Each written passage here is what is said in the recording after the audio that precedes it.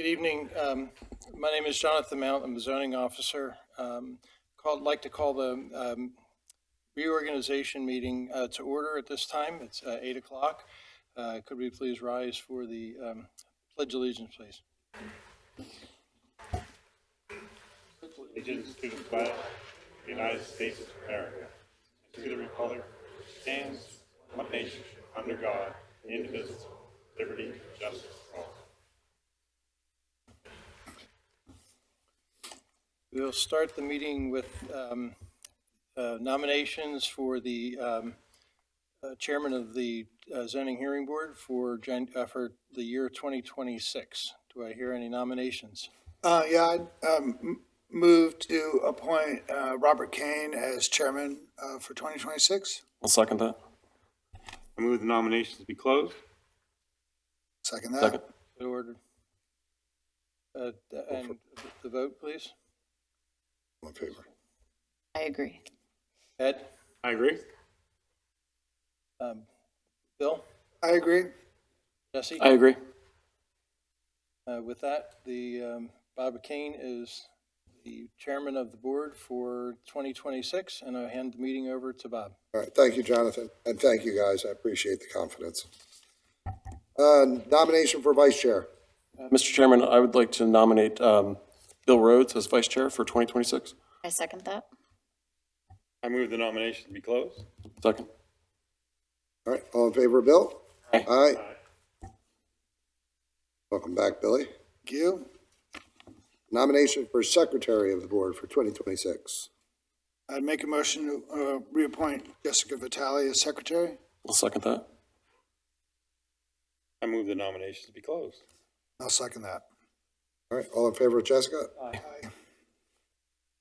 Welcome back, Jess.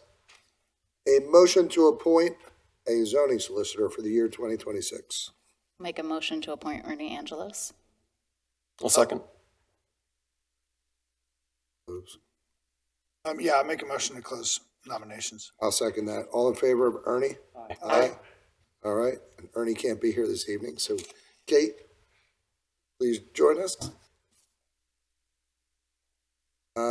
I'll just read this next one. A motion to appoint the Delaware County Times as the primary newspaper of record and the News of Delaware County as secondary newspaper of record for the year 2026. Second.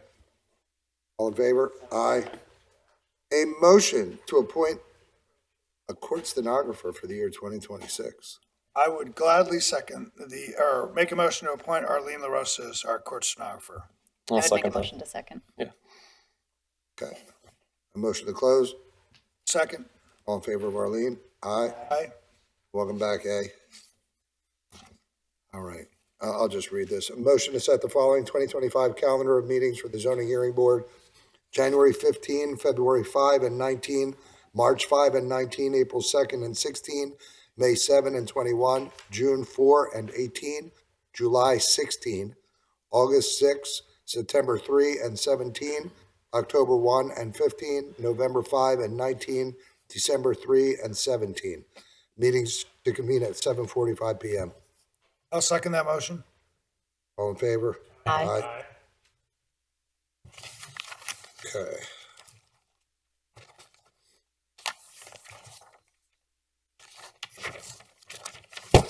Somebody want to make a motion to adjourn the reorganization meeting? So moved. I'll second it. In favor? Aye. Aye.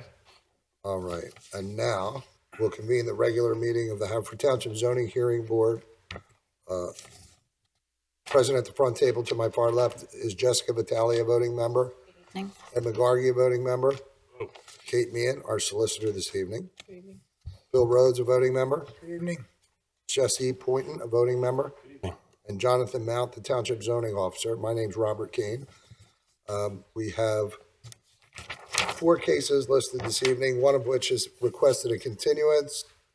We received a written request from Leonard Altieri, the solicitor for Brandywine Senior Care of Haverford LLC, which is case Z25-42, requesting a continuance to our February 26th hearing. So that zoning hearing is continued to February. What's the first day in February? February 5th.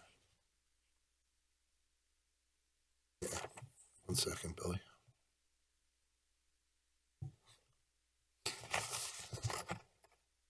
Jonathan, any preference as far as scheduling the first or the second meeting in February?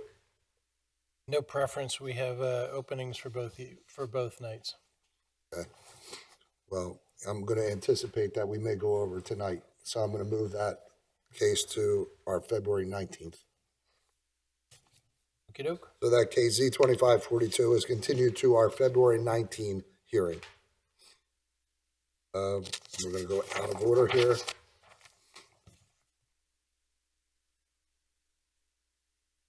Let's start with Z25-49, Kimberly Blanick, owner of 18 Foster Avenue, Havertown, PA, DC parcel number 2202-00318003, who seeks a special exception in accordance with section 182-202B3F to permit a daycare for not more than 6 children not related by blood or marriage to the residents of the dwelling at the subject address, and to allow the use without the required parking by seeking a variance from section 182-202B3F6, section 182-707A, and section 182-718A to permit the use without meeting additional parking requirements for the daycare. Property is on R4 and located in the 8th Ward. Hello. Good evening. I have papers. I don't know what to do now. I need to swear you in. Sure. Kimberly, I presume, right? Yes, Please raise your right hand. Do you swear to tell the truth, the whole truth, and nothing but the truth, so help you God? I do. Okay, Kimberly, what were you saying? I have papers for you guys to see. Documents. Okay. So you submitted an application to the township. We all I have a did. copy of it, and there are attachments to the application, right? Yes. Have you ever seen a zoning hearing before? No. No? Okay. So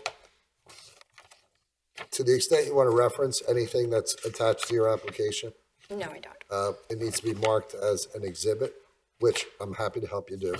I don't believe so. I have it all in my hand. Yeah, I don't see anything that you'd want to have marked. I mean, standing's okay, right?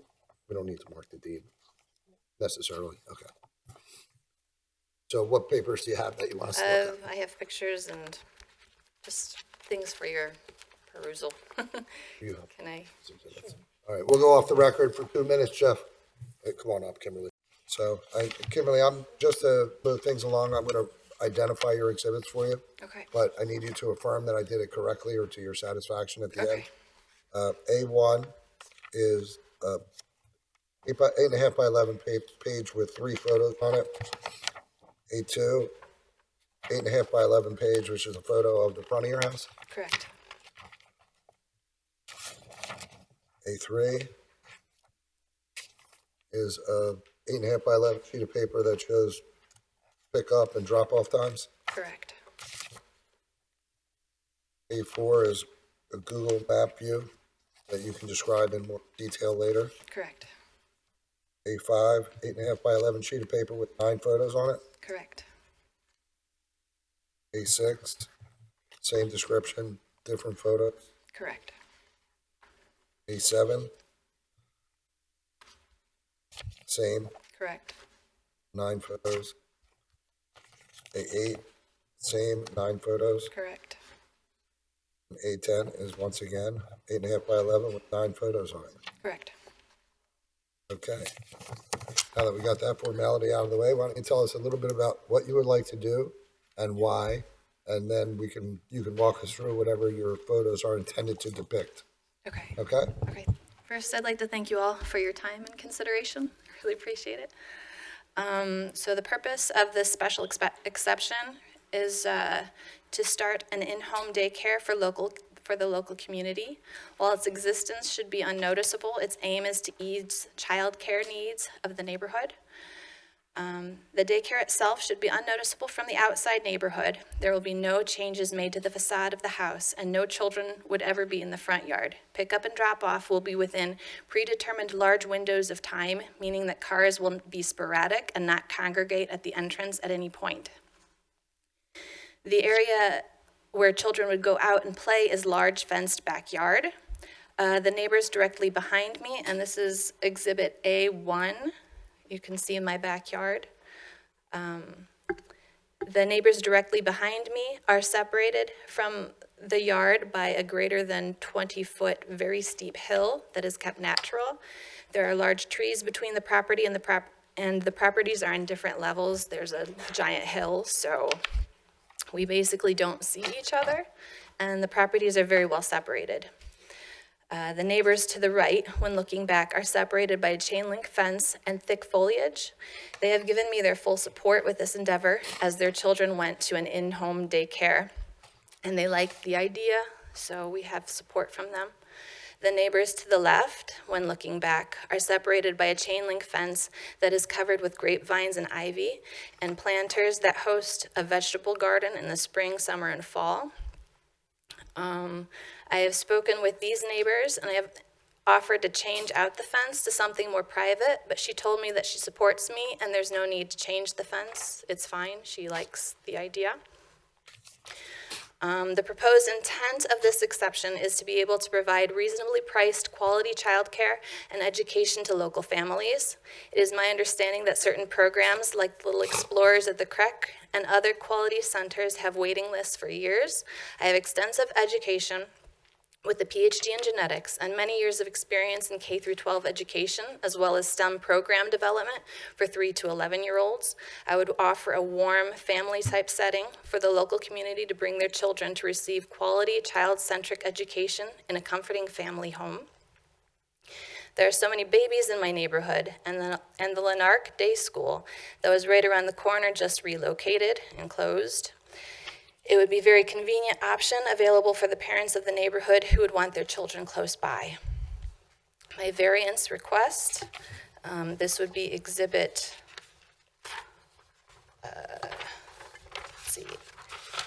A2.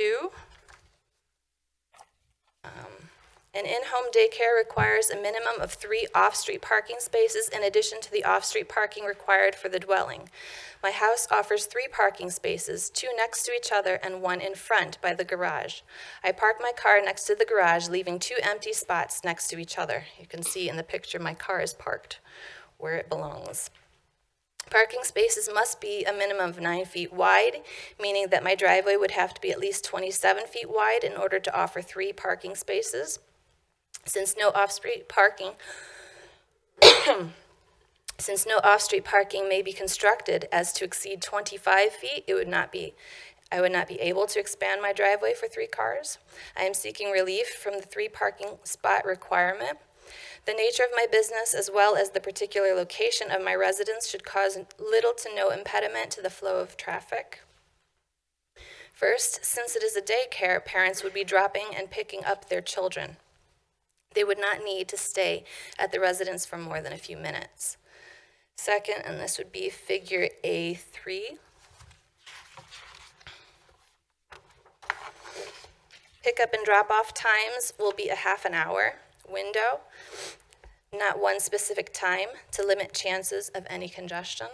I already work at the Creek and there's a 15-minute drop-off time and no one ever shows up at the same time. So I don't foresee that being a problem to begin with.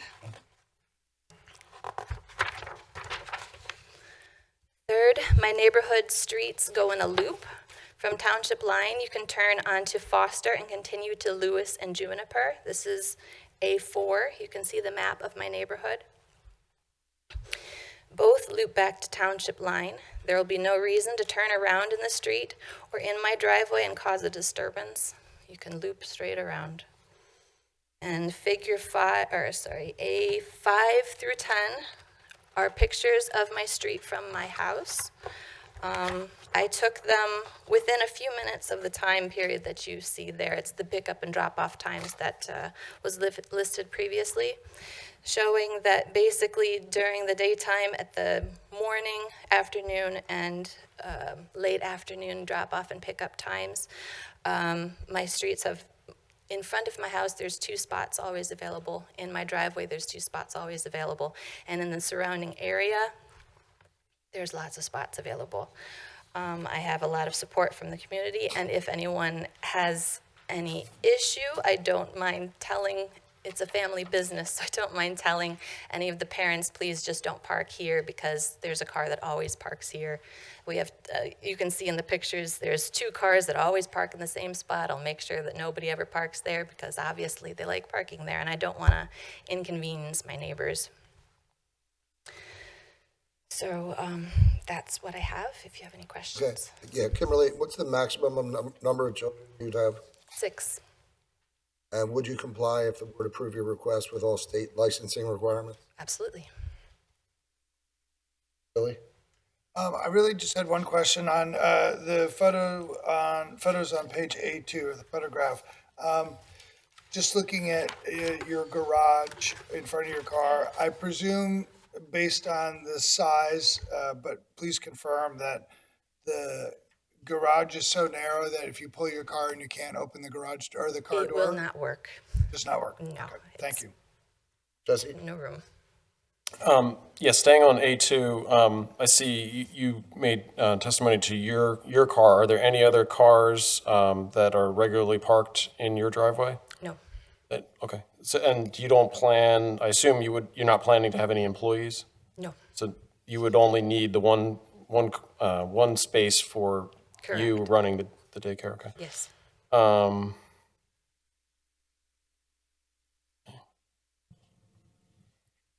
Those are my only questions. Okay. Jessica? Can you just confirm that there's parking on both sides of your street? I'm sorry? Is there parking on both sides of your Yes. street? Yes. Yes. And then are you planning to put any signage up about the daycare No. outside your house? I don't have any other questions. Ed? Okay. Will you be living at the property? Yes. And you already said you had no other employees to help run the No. business. Just me. And does this require state certification? It requires certification and licensing, yes. And do you plan to participate in any funding programs from the federal government, or is it, or state? Not at this point. I'm looking into there's I forget what it's called. There's a certification process, and then you basically level up to, like, based on how good your education system is. And if you are to accept students who have specific needs, then they help pay for those students. But other than that, I don't have any plan. But mainly you're going to advertise to the neighboring, To the neighborhood, yeah. yes. It would not be any signage on your property like just. No, no. Okay. You talked a little bit about it, but one of the things for a special exception is about buffering. And I can see the back of the property shouldn't be a problem, but the sides, you talked to both neighbors and they don't think that you need any additional buffering? Yes, so my one neighbor, before I moved in, she has her house very enclosed. She has foliage on either side, and she's actually at the bottom of a hill. So we're on different levels. We don't see each other when we're outside unless we intend to. Like, you have to go up to the fence and look. And then the other side, it is more open, and that's why I wanted to specifically ask her if she had a problem with, like, seeing children playing. Because I didn't have any issue with, like, putting in a thicker fence than chain link or something like that. And she said she had no issue with it and we could leave it just as is. No other questions? Okay. Anything else you'd like to add, Kimberly? No. Any other questions? Jess, Bill? No. Ed? Jessica? Thank you so much. All right. Thank you so much for your time. You're welcome. With that, I'll ask if there's anyone present that received certified mail that wishes to testify. Anyone present that received regular mail? Any other residents of Haverford Township? With that, we'll close the record on this case, and a decision will be rendered at our next regularly scheduled meeting on February 5th.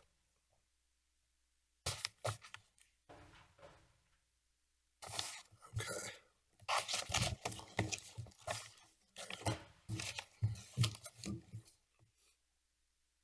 The next case tonight is going to be Z25-47.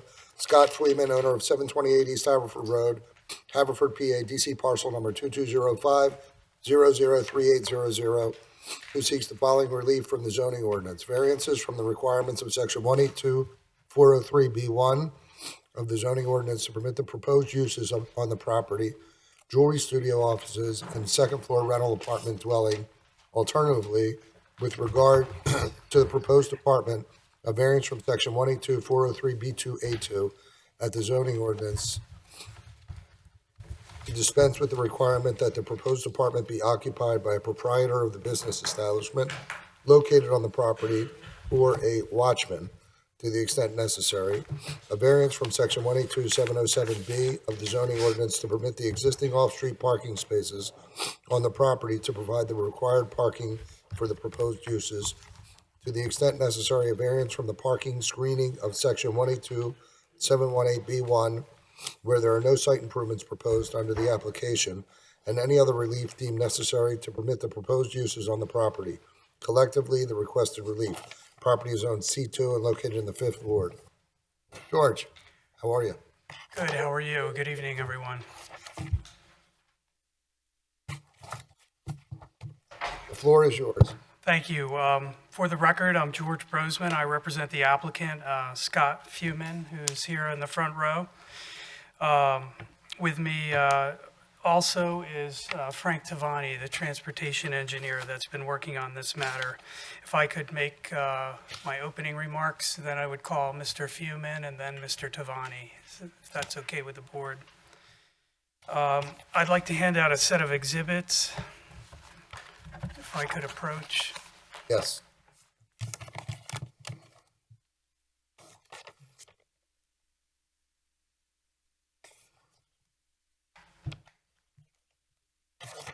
Thanks, George.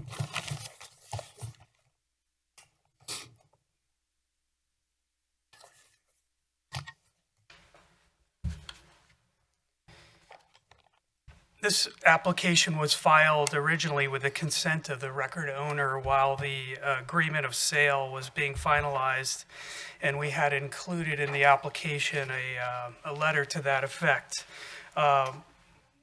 The agreement hadn't been finalized as expected, which is why we asked for the continuance in December, but the agreement has now been finalized. We submitted a redacted copy of that to Mr. Mount, and that is at our exhibits at A10, and a copy of the original application we filed is at A1. I'm going to go over some of these other exhibits in the packet as we proceed. But by way of background, as was mentioned, the property's in the C2 neighborhood commercial zoning district. You'll hear testimony and you'll see on our exhibits that there's a two-story building on the property. It was originally a dwelling and it's been converted to office use on both floors. There's an attached garage, and pretty much the whole front of the property has been paved, and that's available for parking. According to the county records that we found, it looks like the original dwelling went back to around 1950. It's fairly small. It has a little over 2,000 square feet of floor area, and the current use is for offices and studios of a video production company. You'll see in the photographs that the parking area in front doesn't have any striped parking spaces. We have an exhibit in our package. Mr. Fewman's architect had drawn up a site plan, and he striped out 7 code-compliant spaces there, although there's room for more parking. Under the office parking provisions, which require 1 space for 200 square feet of floor area, approximately 11 or 12 parking spaces would be required, so the property is non-conforming to the parking requirements. You'll hear testimony that what Mr. Fewman wants to do would be to reduce that parking non-conformity, and his use is very low intensity. We feel that the building itself could become a unique physical circumstance or condition that could present a hardship. The property is being sold, and with a smaller office like this, in the the post-COVID era, it could be challenging to find another office user for this building. This is not prime office space. Mr. Fewman is proposing a low-intensity use of the property that will allow it to remain in productive use. He's going to tell you that he's a township resident. He lives nearby.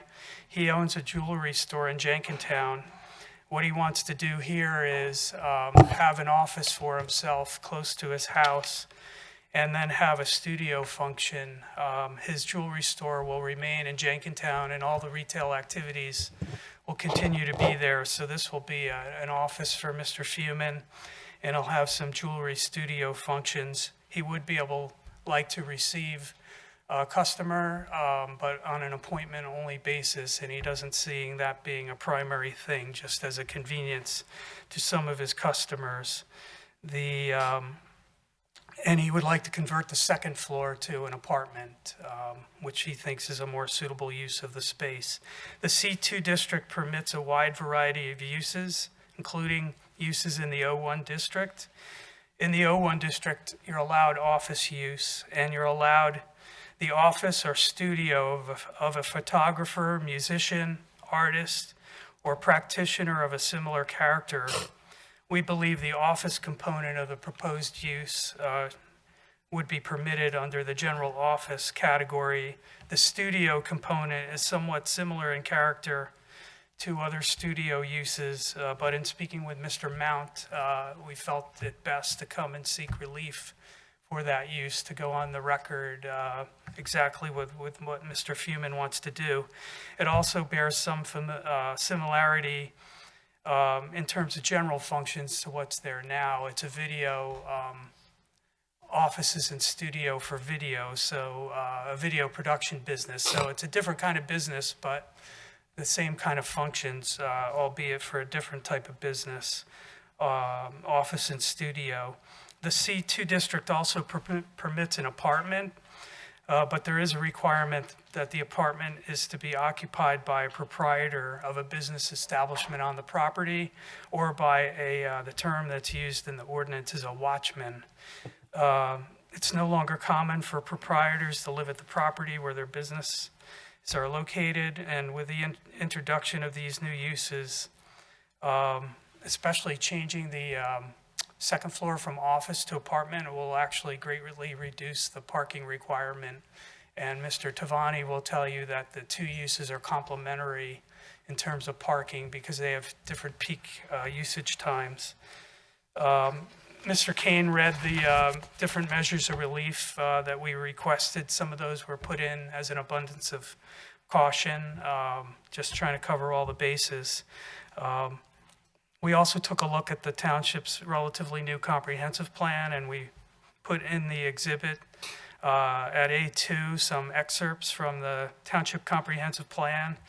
I won't belabor it, but we thought that this use was consistent with some of the goals there. Increasing rental opportunities for housing, increasing diversity of housing, supporting economic activity, promoting business development, encouraging shared parking between businesses and upper story residential uses to provide more efficient use of space, and strengthening older commercial areas by integrating a mixture of uses. So we think this proposal would be consistent with some of those goals and objectives. With that, unless there are questions for me, I would like to have Mr. Feuman testify. Please raise your right hand. Do you swear to tell the truth, the whole truth, and nothing but the truth, so help you God? I do. And your full name and address for the record, please. Scott Feuman, 18 College Avenue, Haverford, PA.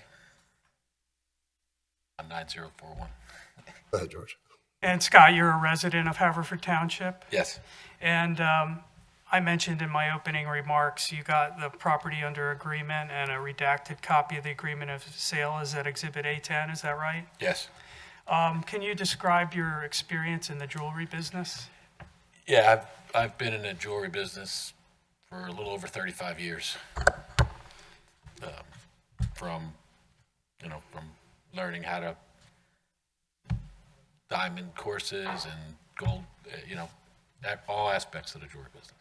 And you have your own jewelry business, as I mentioned, in Jenkintown. That's a family business. I do. And can you tell the board why you want to purchase this property and how you would like to use it? So I want to have, as George said earlier, my own little office for by appointment, a little jewelry studio, doing some repairs and some custom jewelry and some appraisals for customers that we used to have a store in Ballackinwood and in Haverford on Haverford Station Road years ago that still contact me, and they don't like driving all the way to Jenkintown. So it's like going to another side of the world for some reason. I don't know. It seems like it. So, it just seems like it's around the corner from my house, and it's a good opportunity for me to say, hey, I don't want you coming to my house to do jewelry, and if you don't want to go, I have a place to meet you, and And Scott, it wouldn't be like a retail location. No, You're not gonna have no. display cases. I don't need another nothing like job. that. I don't. Okay. Need, there may be a little case, just like if you're coming in to put it out, but I don't need another job. I don't need another store. Just me meeting people by appointment. And it saves you the commute to Jenkintown too. Save you the commute to Save me. Jenkintown, Well, I'm too. still going to be there most of the time. Okay. Yeah, I still have a store over there, so I have to be there. A lot of the time. And so if you did receive customers or other visitors, it would be by appointment? Yes, by appointment only.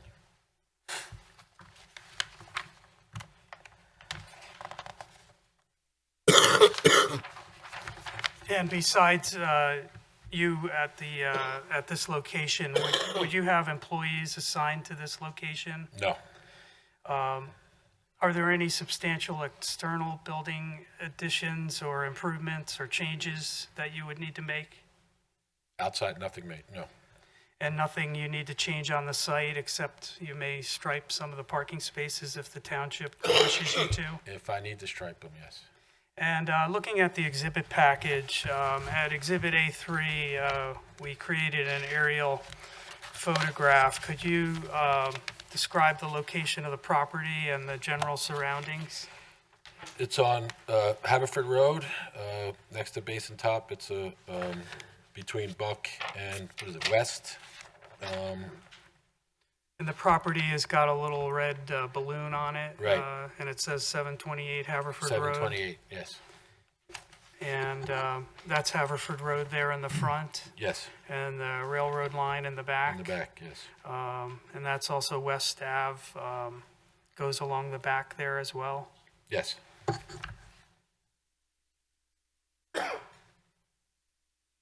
And if we go to the next exhibit, A4, there's 3 photographs here labeled A4, A through C. Would you identify each photograph by the exhibit number and describe what it shows? A4 is the building, the old house or the office now with the detached garage and the parking area. That's A4A. A4A. It's the same thing, just the opposite, the other side, the view from the other side. A4B. And A4C is the same picture of the parking area with the garage and enough parking for, 3 cars there.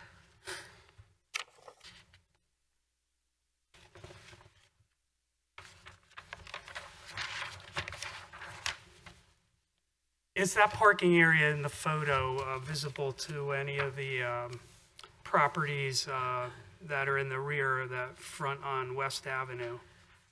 No. So essentially, the buildings block that parking area, is that correct? Yes. At Exhibit A5, are these some printouts that we got from the Delaware County records about the property? Yeah, these are printouts. And this just has some general information about the property, is that correct? Yes.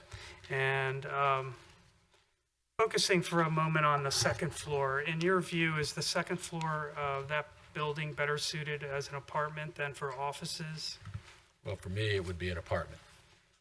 And you don't have a need to have office space up there? No.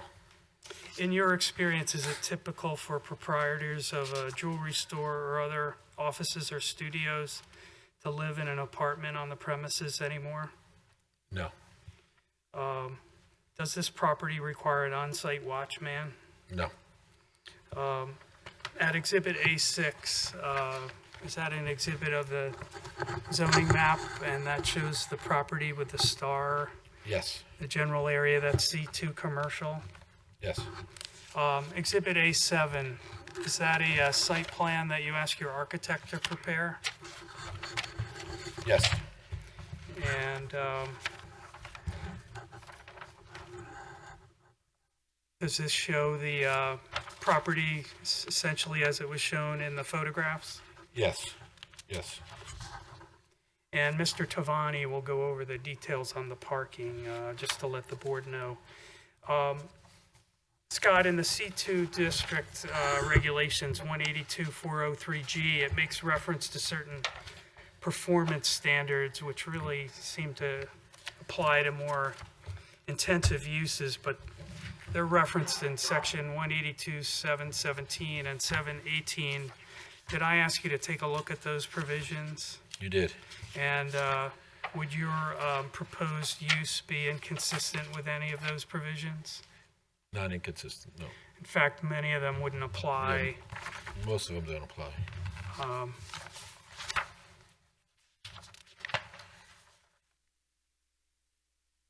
Did you contact the Fifth Ward Commissioner for Haverford Township, Laura Cavender, about your proposal? I did. And what happened with that discussion? She seemed like it was a good idea. It'd be good for the neighborhood. And did she put you in contact with a representative of the Brentford Civic Association? I did. I called. Yes, she gave me Jake, I think his name was, his contact info. We talked briefly. I haven't met him, but he didn't seem to have any objections to it. And in your opinion, based on your personal knowledge and familiarity with the property and the general area, will either the proposed jewelry studio and office or the proposed apartment alter the essential character of the neighborhood or district in which the property is located? No. And would, in your opinion, would it substantially or permanently impair the appropriate use or development of adjacent property? No. In your opinion, would it be detrimental to the general public welfare? No. That's all the questions I have for Scott at this time. Okay. Jessica? Scott, what do you intend to use the garage for? Storage. Storage for the business or storage, personal storage? No, Steve, the owner of,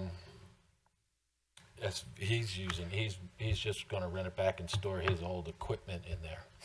Okay, so someone will rent the garage from you that is Yeah. separate from the Yeah. jewelry business and Yes, separate it's just- from the apartment? Yeah. Okay. And that's what it's used for now? He That's- has things stored there? Yes, he has his stuff stored there, and he wants to just leave it there. So, okay. Okay, and then what hours do you intend to book appointments during? Probably between 10 and maybe 6 or 7. Not nothing ridiculous. I mean, I want to have a life, so. All right, I don't have any other questions. Ed? How large is the apartment? How many bedrooms? I'm hoping I get 2 bedrooms. And you already said no employees, but will you have parking spots assigned or available for the tenants as part of their lease? I didn't think about assigning anything, but Well, I just mean that you won't tell the tenants that they can't park on their property. no, of course they can park there. Yeah, no, I expect them to Okay, park that's- there. that's what Yeah, I I mean. expect them to park there. Okay.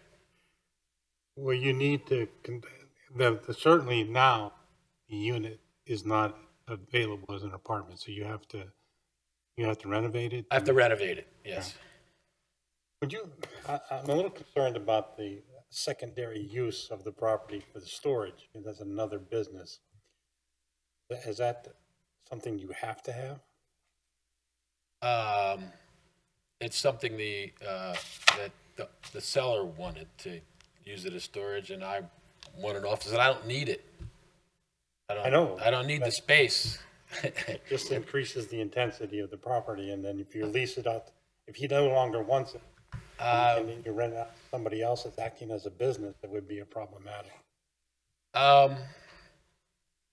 To answer your question a little bit, Mr. McGargy, the redacted agreement of sale that we submitted at A10, right now, Mr. Fuman is required to lease that back to the owner, but it is just for storage. I think it's full of his stuff and that's what would remain. We didn't talk about this before, but if the board were to look favorably upon this, could you agree that that would only be ever used for storage? For storage or parking my car in it if it was Okay. open. Would you I'm not agree- planning on adding another business. Would you agree that the condition would be that once the original owner no longer used it for storage, that it would not be used by any other, would not lease it out further? I wouldn't lease it. I'm not planning on leasing it out, no. Thank you. That's all I have. Jesse? Do you plan on adding any signage to the front of the building? I would like to, if that's allowed, nothing major, but, maybe a little plaque on the wall. I don't know about Haverford Road, but So you would accept a condition that you would meet all township signage requirements? yeah, of course. So you're not asking for any relief, or you're not looking to do anything larger than what is allowable currently by Right. the township? Okay. Right, I'm not, this is my appointment, but I think I need to put something so somebody can, I make an appointment, they have to be able to find me, though, a little bit, right? Right, yes, and of course, the address, you have to have the address on the building for when, you'll go through that with your E&O. Right. That was my only question. My other questions have already been asked. Thank you. Billy? I don't have any further questions. They were all asked and answered. Thank you. Neither do I. Thank you, Mr. Tavani. How you doing, Frank? Hello, Please raise your right hand. You swear to tell the truth, the whole truth, and nothing but the truth, so help you God? I do. And your full name and the capacity in which you appear. Frank Tavani, Tavani. I'm a transportation engineer. And I know the board is familiar with you, Mr. Tavani, but for the record, at A8, is that a copy of your CV? Yes, And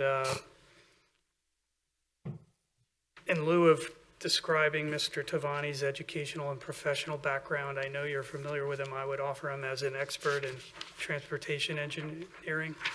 And your licensures are all current, Frank? yes. Any objection from any of the board? We'll accept Frank as an expert. Go ahead, Troy. Thank you. Frank, are you generally familiar with the property that's the subject of this application, as well as the general area around the property? Yes, And you heard the uses that were described by Mr. Fuman here this evening, and you spoke to him about that before the hearing, so you're familiar with the proposed uses, is that right? correct. As we saw in the photographs, most of the entire front of the property is paved for parking and driveway access, is that correct? Yes, And did you take a look at Exhibit A7, the site plan that was prepared by Mr. Fuman's architect? I did. And do you agree that 7 code compliant spaces could be striped on that area? I do. As a practical matter, could additional cars fit there if need be? Of course. Did you do an analysis of the likely trip generation and parking needs of the proposed uses, including how those compare with the existing use of the building by the video production company? Yes, And did you prepare a report that we have included at Exhibit A9? I did. And could you describe what you did and what your observations, analysis, and conclusions were? Certainly. A9 is 15 pages in total. It contains 4 pages of text, no figures, and 11 pages of support material. The aim of A9 is to analyze and demonstrate, if applicable, whether the proposal results in reduced parking needs and reduced traffic impacts that would ultimately benefit the township. The first point of interest in A9 is on page 2, table 1, which is a summary of a code analysis for parking. Parking was examined 3 different ways: code analysis, an Institute of Transportation Engineers, or ITE analysis, and then finally just a practical analysis.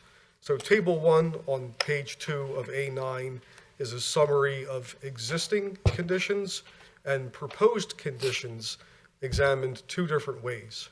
As we heard from council, this is somewhat of an offbeat use. It's not truly an office, so the proposed use was looked at as either an office according to the code or other permitted use or other use not specified according to the code. And since we have disparate uses on each floor, the analysis was done on a per floor basis. So for example, looking under the proposed columns to the right and the first column under that heading, the first floor, which is just over 1,000 square feet at a requirement of 5 spaces per 1,000 square feet, gives you a fractional analysis, if you go to 1 decimal place, of 5.3, as shown in parentheses. It's my experience that parking investigations are usually rounded up to the next whole number, even if it's a fraction less than 0.5. So the larger number, 6, is my interpretation of the required parking for the first floor as an office. And that's as it exists today. So the second column is identical to the third column for that floor. For the second floor, today, it's also used as an office, slightly less. So it's 5.1, which again rounds up to 6. The proposal, as we heard from the last witness, the applicant, is a apartment, and the code requirement in the township is 2 spaces per unit, which is why that's shown.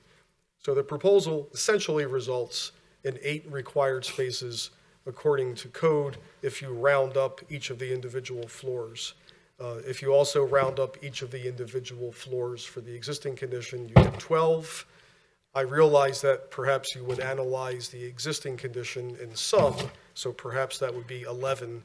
Either way, the existing requirement is greater than the proposal, so there's a net benefit.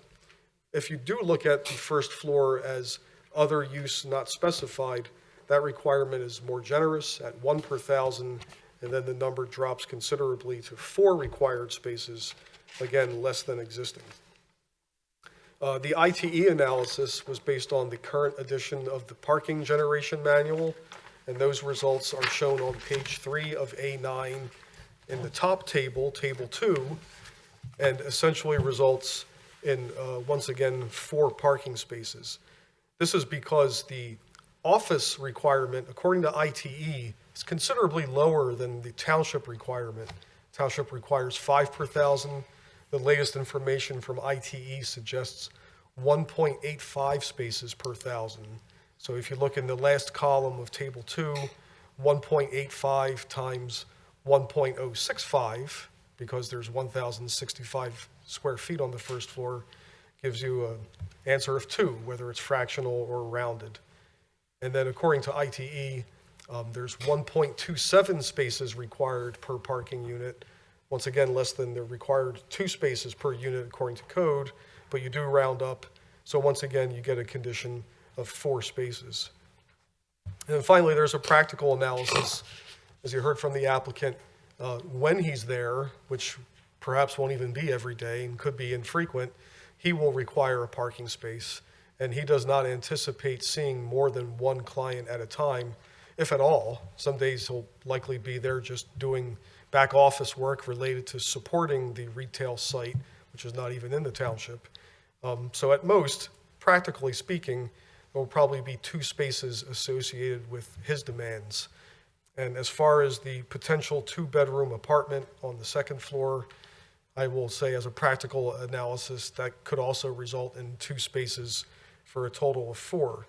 However, the paragraph directly under table 3 of A9 points out that there is a temporal dissimilarity between these uses.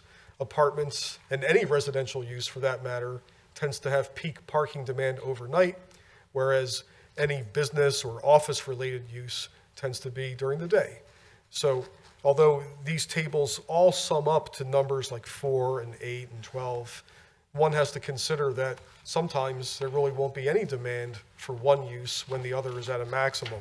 So these numbers are probably very conservative.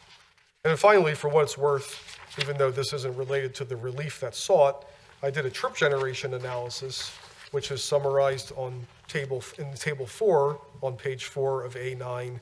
And essentially, according to the latest ITE trip generation manual, the existing condition results in about 30 trips per day, whereas the proposed condition as an office and an apartment results in 23 trips per day. So in all cases, no matter how the parking is examined, it results in less parking than the current condition, and the trip generation is also less than the existing condition. And in the C2 district, I'm not saying they would be appropriate uses for this property, but there's more intense uses allowed, such as convenience stores and restaurants. Would those uses have a greater parking need and a greater traffic impact than Mr. Feuman's proposed uses? Yes and yes. And I think it's pretty clear from your report, but just for the record, in your professional opinion, will these proposed uses have any detrimental impact in terms of parking and traffic on the neighborhood or the township in general? No. That's all I have for Frank at this time. Okay, Billy? Just one question, Frank. On that table 4 on trip generation, that I realize it was kind of a gratuitous analysis for us, but the proposed total is 23, and you said that, but based on the table, should it be 21, or was one of the line items above it in error? I do not know. I will check that right now. Just treat it as 23 then, we'll go with that? Yeah, 23 I think is safe. It's still less than 30. Yeah, okay. But thank you for pointing out my Thanks. potential error. I thought only lawyers weren't good at math. Yes? No, that was a very clear presentation, and I have no questions. Jessica? I don't have any questions. Ed? No question. Neither do I. Proceed, Drew. That's my presentation. I would ask that our exhibits be made part of the record. They're admitted A1 through 10. 2 through 10. Thank you. No other questions, board, right, Jesse? Bill? Ed? Jessica? Okay. With that, I'll ask if there's anyone present that received regular certified mail that wishes to testify.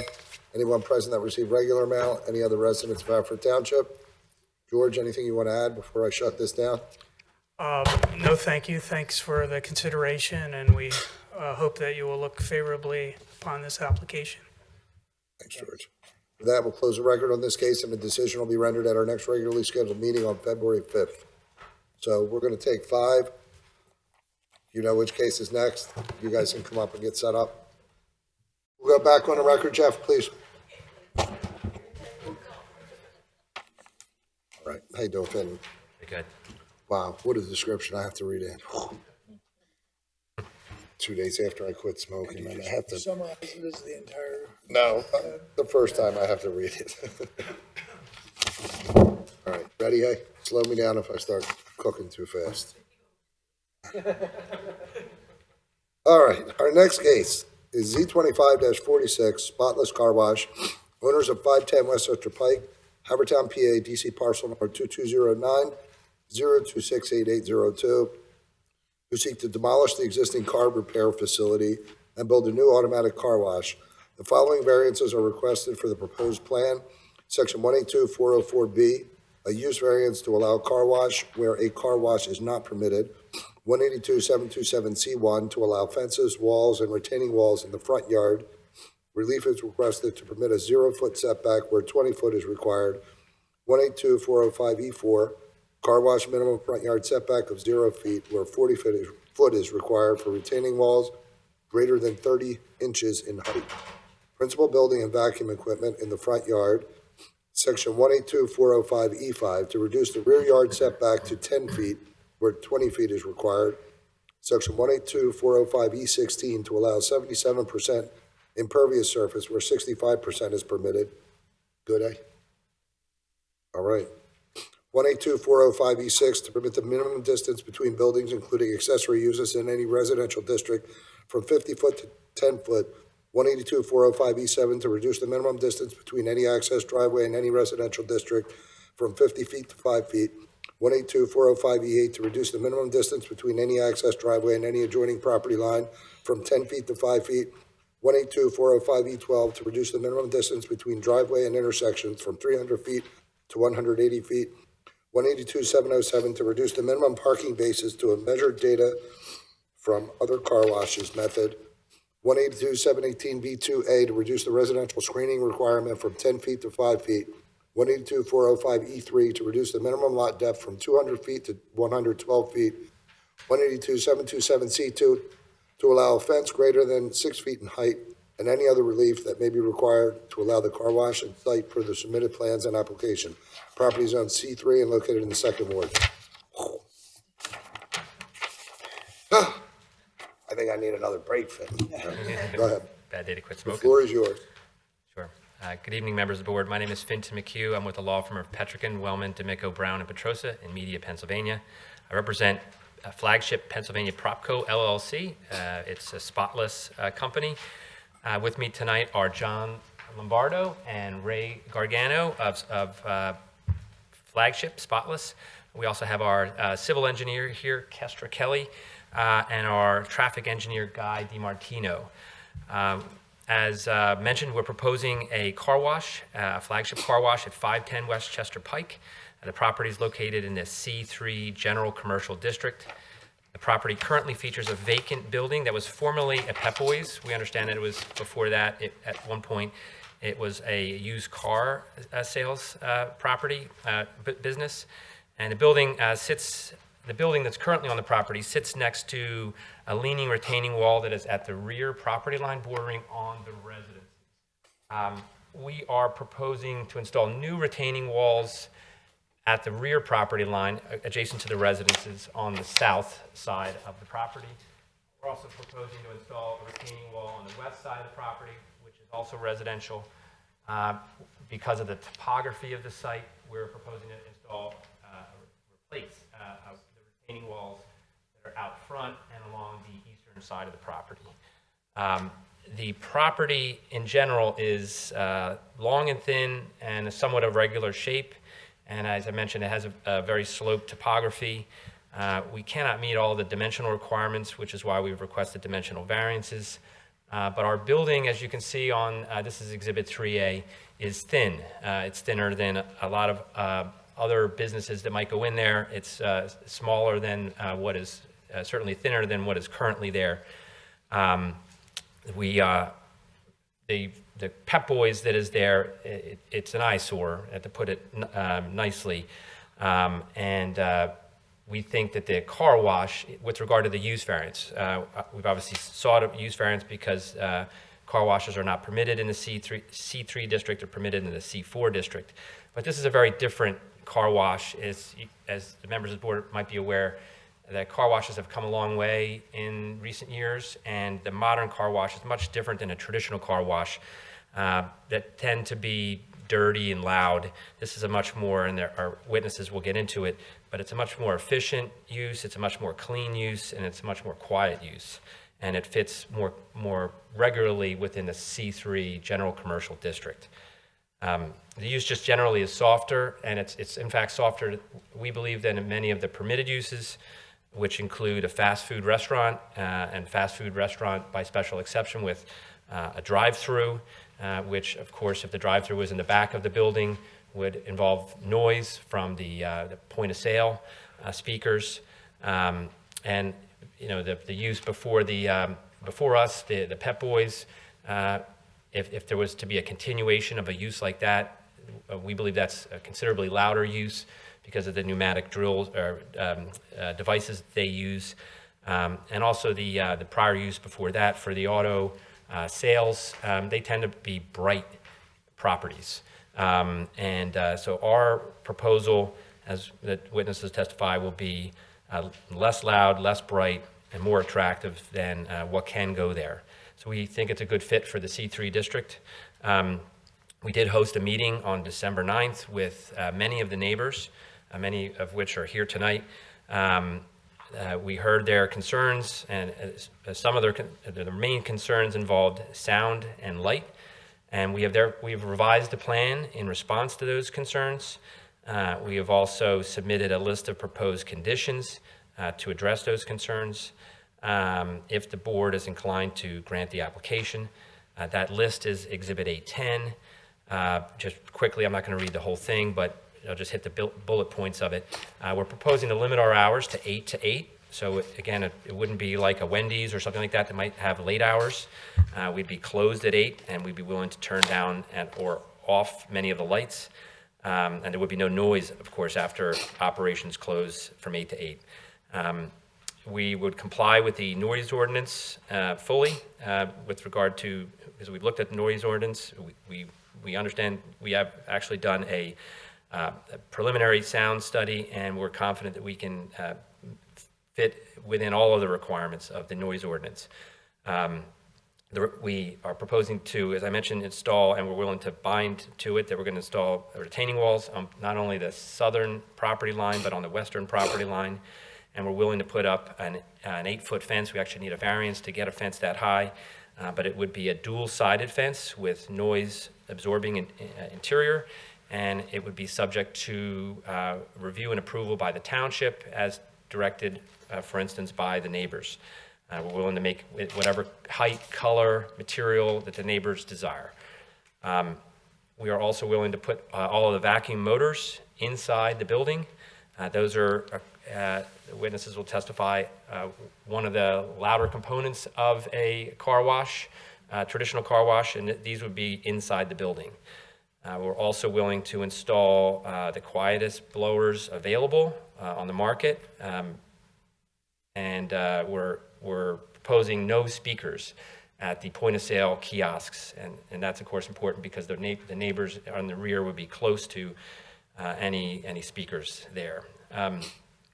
Similar to the noise ordinance, we would fully comply with the lighting ordinance, and there's a number of different provisions we've looked at that we will comply with. We will, on top of that, make sure that all lighting we're going to make sure there's no lighting, no lighted signs on the south side of the building, also on the west side of the building that would face the neighbors, and there's going to be all the lighting on the property, pole lighting, et cetera, is going to be pointed downward, facing away from the neighbors. Just on Google Street View, I counted, I think it was 13 lights that are there now, just on poles. There's 4 lights on the building. Those are all pointing directly outwards, so there's light spillage onto the neighboring properties. There's 12 or 13 light fixtures on maybe a combined 10 or 11 poles on the property. Those are all just pointing on a diagonal, so there's, again, significant light spillage. So we're going to eliminate all that. I understand that at least a couple of the neighbors had concerns about stormwater.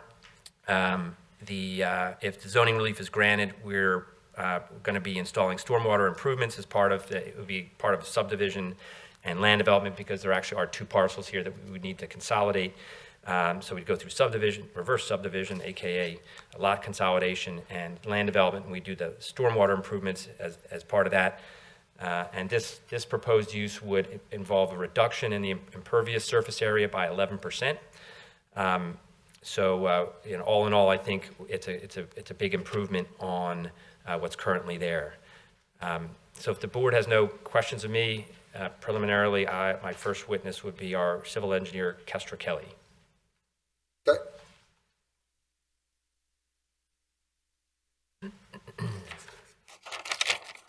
Please raise your right hand. Do you swear to tell the truth, the whole truth, and nothing but the truth, so help you God? I do. And your full name and the capacity in which you appear? Sure, my name's Kestra Kelly. I'm a professional engineer, senior project manager, and principal at BL Companies. We're the civil engineer on behalf of the applicant. And Kestra, have you testified as an expert in the field of civil engineering before municipal boards in Pennsylvania? Yes, I have. I've testified in front of Euclid Township, Upper Hanover Township, Hilltown Township, and Westtown Township just this week. All right, and as Mr. Kane asked the prior engineer on the prior application, are all of your licenses current? Yes. And is your CV or resume included as Exhibit A8? Yes. Okay, I would respectfully submit Ms. Kelly as an expert in the field of civil engineering. Are you licensed in the state of Pennsylvania? No. Thank you.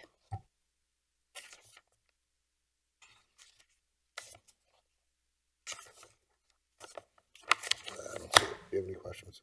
I do. Any other questions? No? Keith?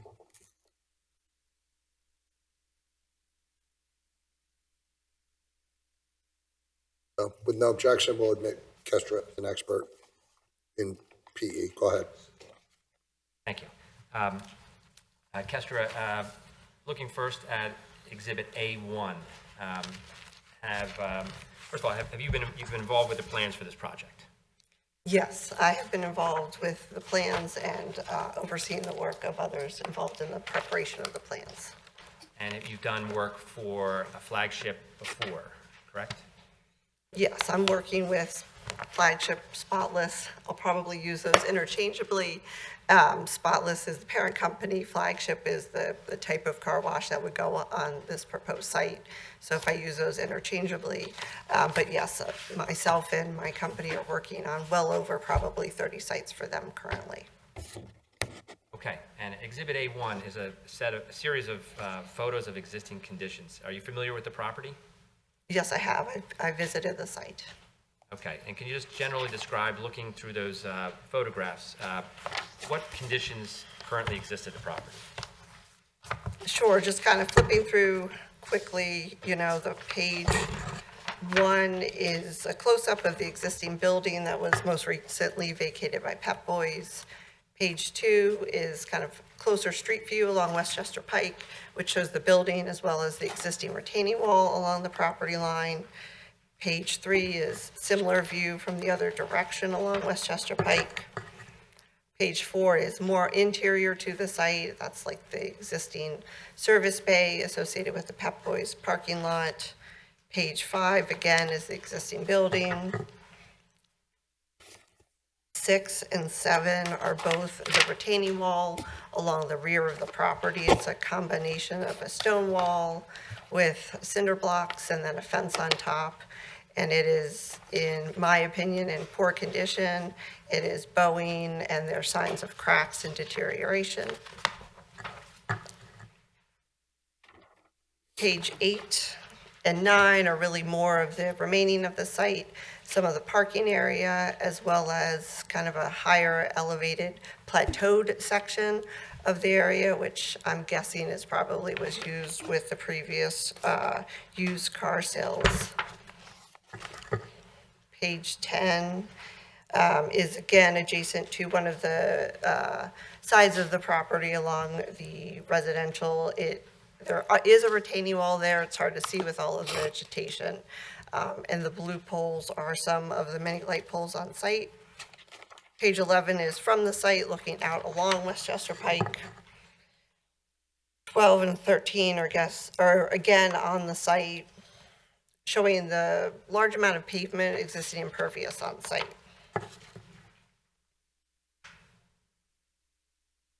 14 and 15 are again along the rear property line. You can see the chain link fence and the fenced trash enclosure. And you mentioned the impervious. Do you know the percentage of current impervious at the property? It's approximately 88% of the site. Okay. And as I mentioned in my opening, are the fixtures on the light poles, are they pointed downward? How are they pointed? I think you described it well. They're at an angle. They're not, I would not say very in good condition. Some of them are leaning. They look more like spotlight type lights than I would say more traditional parking lot lights. And there is a large quantity for the area. And is there a dumpster enclosure on site? There is. I pointed out that fence enclosure, I believe that was for trash, but I don't know that for sure. And there's a fence at the rear and the side of the property? There are different fences as well as retaining walls. Okay. What's the condition of, for instance, the fences? In general, I'd say the site's pretty run down. It doesn't look like it's been very well maintained. There's sections of the chain link fence that are rusted. There's some overgrown vegetation. Just, I would say, overall, not a great condition. And then we have a survey plan of existing conditions. That's Exhibit A2. Can you just generally describe the layout of the lots? Sure, let me just put that up.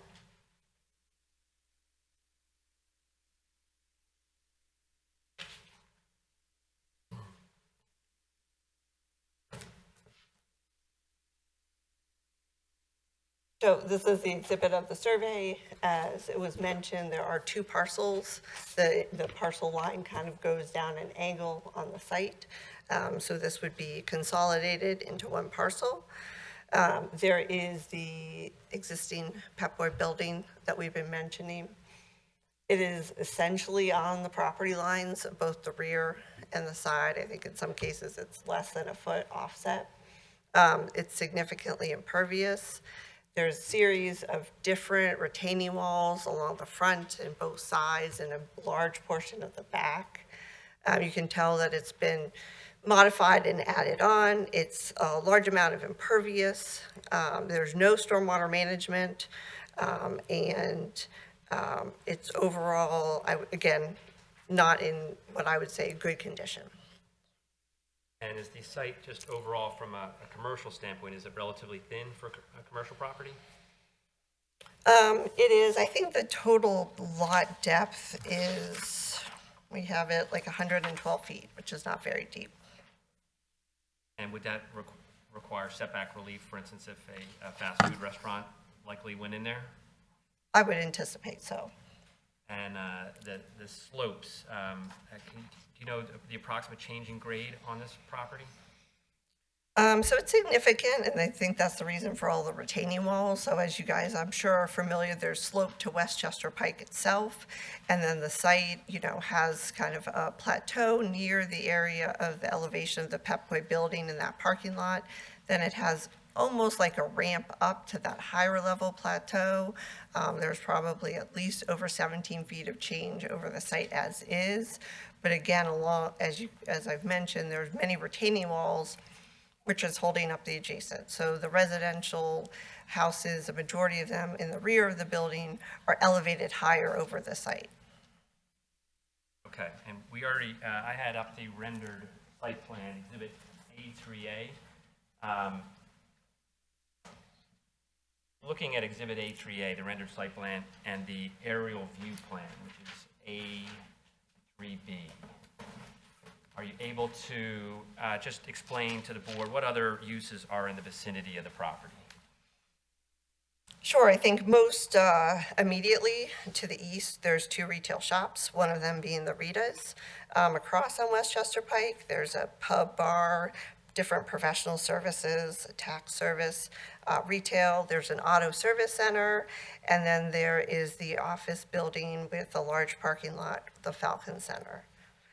To the west and south are residential. Okay, and then on the exhibit A3, which is the rendered site plan and the rendered views of the property, which is exhibit A4, can you just generally describe what is being proposed? Sure, if I point over here, will you be able to hear me? Or if I'm that far from the microphone, if I promise to talk loud? I'll try, let me know. So this is a rendered site plan of the proposed site. We're proposing a little bit over a 4,000 square foot building. As we mentioned, the site is narrow, and so we've taken great care to come up with a shape of a building that would fit on this site. Actually come up to the microphone here because people at home on camera can't probably hear you. Okay. You think that works better? We'll find out, okay. So we've made the building as skinny as possible. This is the wet tunnel portion. And, I think you can see in general, it's a uniquely shaped building to try to work within the site constraints as much as possible. So how the site would function is we would have the driveway located here. Cars would enter the site and circulate around. In the rear, we have two pay stations, point of service. That's where people would stop and purchase their car wash. If you have a membership, you're just going to zip through, but if you need to purchase your car wash, that's where you would stop. There's no noise, there's no sound, there's no speaker. It doesn't make any noise. There will be an employee there that can help anyone that needs any trouble, has any trouble or has any questions or anything like that. There's nothing inside the building where a customer would need to park and go inside. There's nothing that we sell. You can't buy air fresheners or anything like that. So that would be the opportunity if you had any questions to ask the employee. Cars would then circulate from the pay station, enter into the wet wash. This is a car wash where you're going to stay inside your car. It's going to go down the conveyor belt and clean your car. At the end is interior to the buildings are the blowers, which will dry off your car. So by the time it leaves the building, it will be dry. Then cars can circulate. They can either decide to get their car washed and leave, and they can leave back into Westchester Pike, or they can circulate back onto the site and enter into one of the vacuum spaces. This is where you pull in, self-vacuum out of your car, and then you can leave the site. And we also have employee parking over here. And can you tell us about the proposed landscaping and buffers? Or as was mentioned, there are several existing retaining walls on site. We believe they're in poor condition, so what we would propose to be doing is essentially rebuilding all of those. I think in reality, we're going to have to build a new retaining wall in front of the old ones because the existing ones are holding up a lot of the adjacent properties. So we would look to build a new retaining wall, kind of bridge between it so that it reinforces that existing retaining wall. That will give us opportunities to do some additional plantings both on the high side of the wall and on the lower side of the wall. We have at least a 5-foot buffer around the perimeter of the property for landscaping and screening. On top of the retaining wall, we're proposing to do a sound attenuating fence aesthetically on both sides. We were asking for relief up to 8 feet. To determine it will need to be at least 4 feet, but can be determined by the township and what's needed there. As mentioned, typically there's outside of the building what we call a producer pad, which is the motors for the vacuums. That's all going to be located inside the building. And I think you mentioned that stormwater would be installed. If we get approvals, we would do that as part of land development? Correct. And can you just tell us about the business operations, such as hours of operation, and how a modern car wash is different than a traditional car wash? Sure. So the hours of operation on the site is proposed to be 8 a.m. to 8 p.m. There's not any noise being generated outside from the pay stations, and anything from a motor perspective is inside the building. There's a trash enclosure located here. The site does not generate a lot of trash. It's mainly just some, I would anticipate, based on the use of other sites, about a weekly pickup. It's not an everyday operation. The detergents are really the main thing that gets delivered to the site. There's not like a large vehicle or truck that delivers these. It's usually just a box truck type of size. They're just detergents that are used in the car wash operations. So there's not a lot of truck traffic that's generated from this use. The car wash itself uses a reclaim water tank system, which will be located underground. It's a series of 3 tanks where the effluent from the car wash operations goes through these tanks. A portion of it is reclaimed and reused within the car wash operations, typically for the wash of the undercarriage. Again, it will all go through those 3 reclaimed tanks, goes through an oil water separator before it's ultimately discharged to the sanitary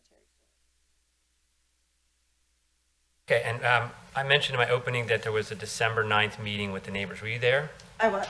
And some of their concerns involve lighting, noise, and traffic. Do you remember that? I do.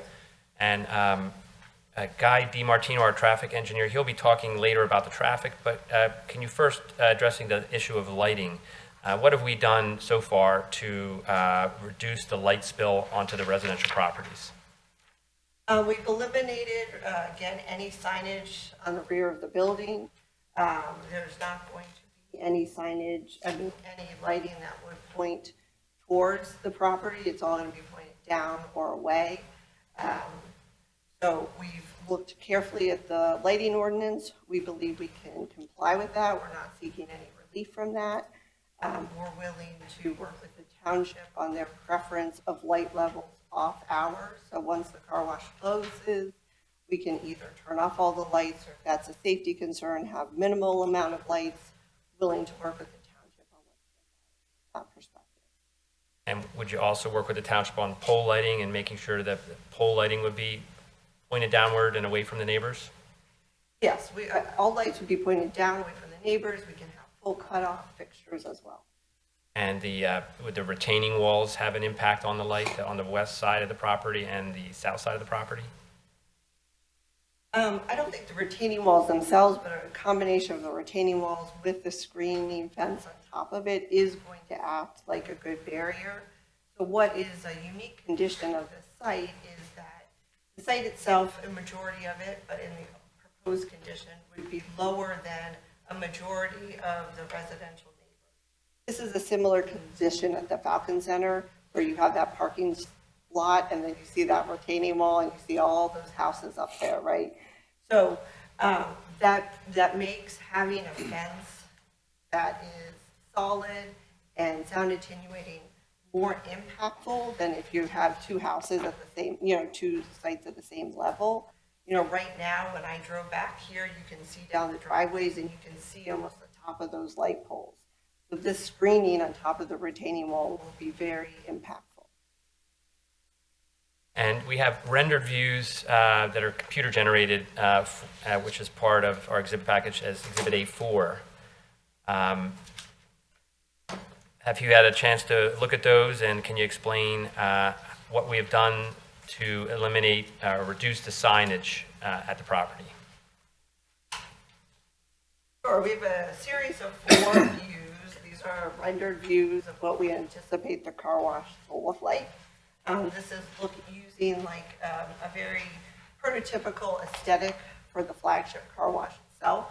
But again, modifying it to make it work for this uniquely shaped building, for this uniquely shaped site. So this is a view from Westchester Pike. Here's the driveway entrance I noted. This would be the entrance. This is the exit to the wet tunnel. So after you come through, you're exiting there. In front are the vacuum spots. This is where the employee parking would be, and if you're going around, cars are going to enter into the car wash and exit here. Probably shown on. So this is a view again from Westchester Pike, but coming the other direction. So reference, like here's the driveway entrance I noted earlier. So this would be the entrance into the building for the wet wash.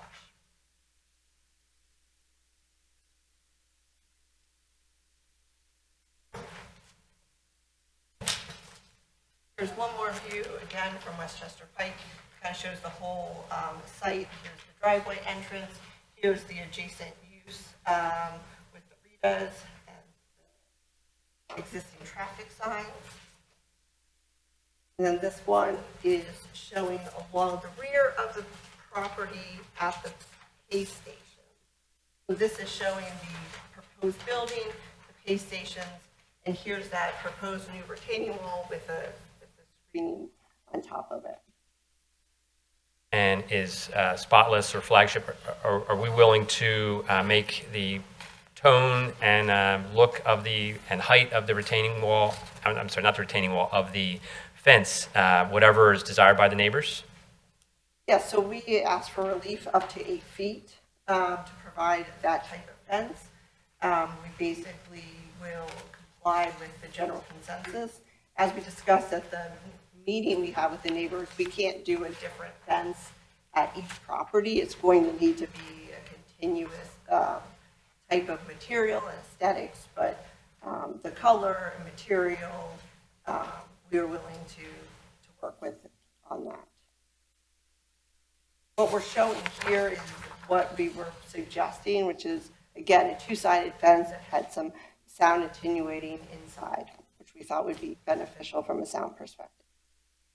And also on that, from a sound perspective, what kind of other efforts, for instance, with regard to the drying system, have we taken to reduce the noise and impact upon the neighbors?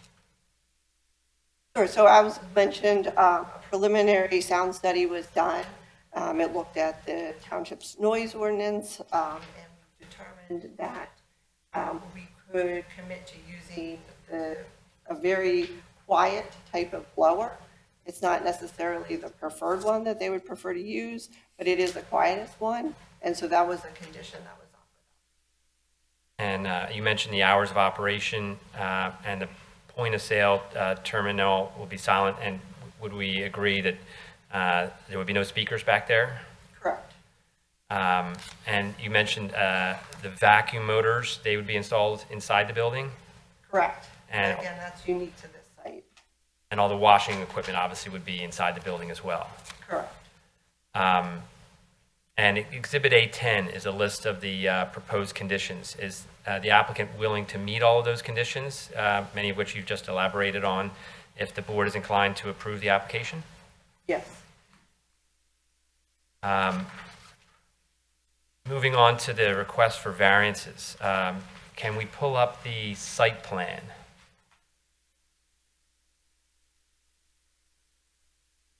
That's Exhibit A5.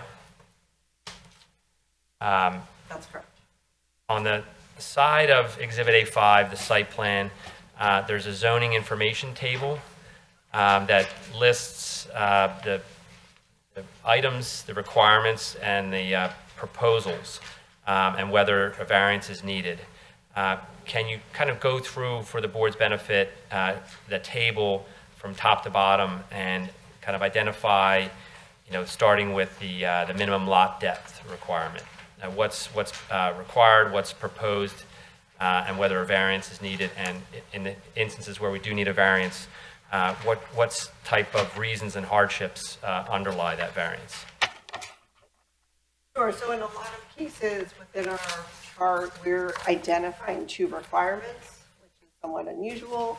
We have the existing underlying base site, the C3 zoning requirement, and then we're also listing the C4 requirement for car washes, because that's the zone where the car washes aren't allowed use.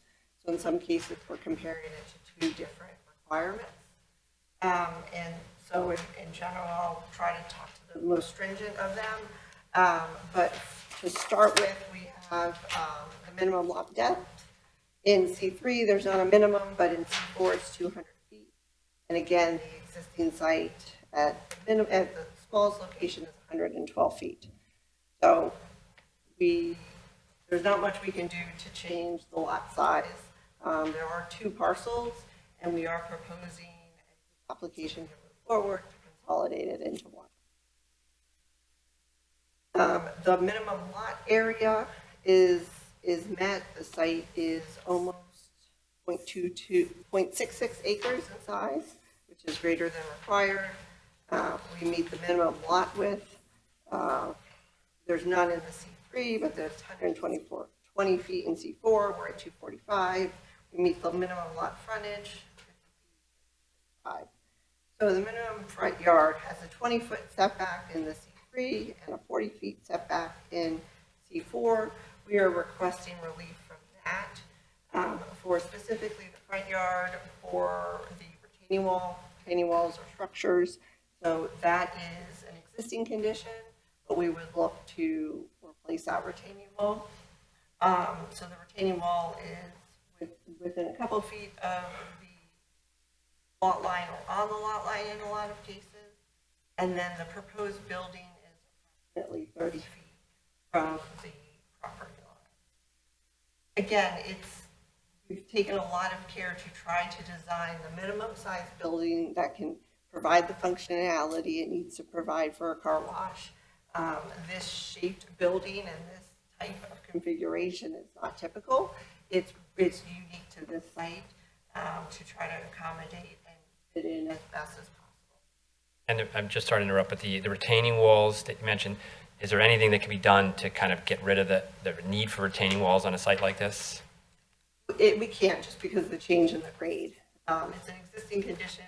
As I mentioned, there's slope along Westchester Pike, and this is very consistent with the area of having retaining walls. So minimum side yards are 7 feet or 20 feet. The building is outside of those setbacks, but again, there are existing retaining walls pretty much along a majority of the perimeter of the site, and we would be looking to replace and/or enhance those retaining walls. It should be noted that the existing building, again, is pretty much at the side yard today. The minimum rear yard, the base zoning is 15 feet. For car washes, it's 20 feet. We, again, will be installing a new retaining wall along the rear of the property, and then we have the pay station.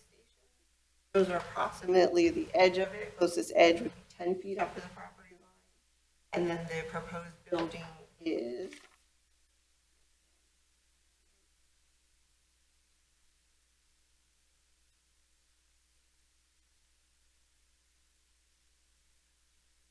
the building is approximately 35 feet off of the rear property line.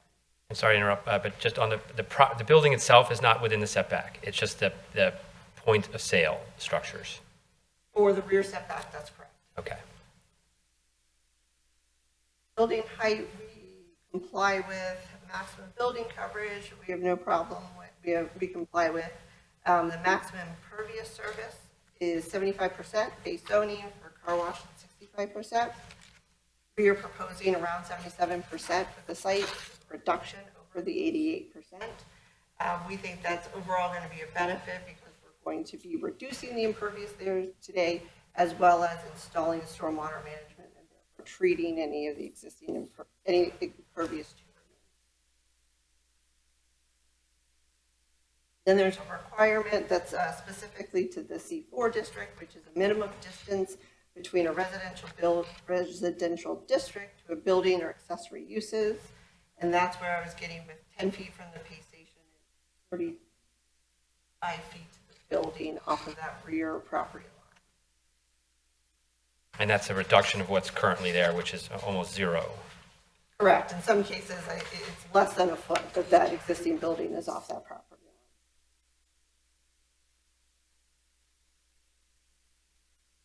And again, we are going to be looking to reconstruct it or construct new retaining walls to support the existing, especially in the rear, because that one is the one of the most significant height and I think in the poorest condition.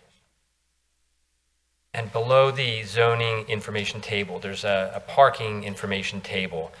We've requested a few variances there. Can you walk the board through the table? And I think you mentioned we're proposing 3 parking spaces. Does the ordinance require parking for car washes? There's no parking requirement, but we do propose three parking spaces on site. And Guy Martino, our traffic expert, he'll address the stacking issue, but can you explain how the flagship brand washes match up against the zoning ordinance, for instance, on the stacking requirement? So the stacking requirement is very specific. It says it's needed to accommodate the number of vehicles equal to the maximum hourly processing capabilities of the car wash. I think this requirement does not speak to this type of car wash because in reality, the capabilities are almost going to be 100 cars. So I think it would be unrealistic to have stacking for 100 cars. I think this is meant for a different type of car wash than is proposed here. You know, maybe ones that where you pull in yourself and, you know, you wash your car in kind of like an open air garage bay. So what TPD has done, and I'll let Guy go into more details, but he and his team have studied existing flagship car washes, done real-world parking counts. So they have actual parking counts, they have stacking counts at different days, different peaks. And so we have established what we know will be the requirements, and this site meets it. And that's the same for the exit stacking, which is a kind of a requirement of the stacking, which is a fourth of the stacking. In that case, that would be 25 cars. Here, you know, we have 3 cars until you get to what we call the stop sign here, but there would be more places on site, and there would be the vacuum spaces that people can queue in. Again, we believe, based on our experience with this, as well as studying other flagship car washes, that this site will function. and the regulations don't really speak to this type of car wash, and that this design and movement of the site is designed for effective and efficient movement. But the cars will essentially be moving through much quicker. You don't need that stacking requirement. So it's not like the car pulls in, stops, holds everybody up. It's a moving process. Correct. And again, there will be employees on site. We would anticipate on this site 2 employees, one at the pay stations and one near the entrance of the wet tunnel. And they would also probably be checking in on the vacuum spaces. And they're going to help facilitate the flow of cars. Because for the stacking requirements, depending on the speed of the car wash, basically. So if the applicant turned down the speed of the car wash, they could reduce the stacking requirement, essentially, if It's they a wanted. good question. It says capability, so I don't know if that is limited to what it's set at or what it could process, so, Subjective. yeah.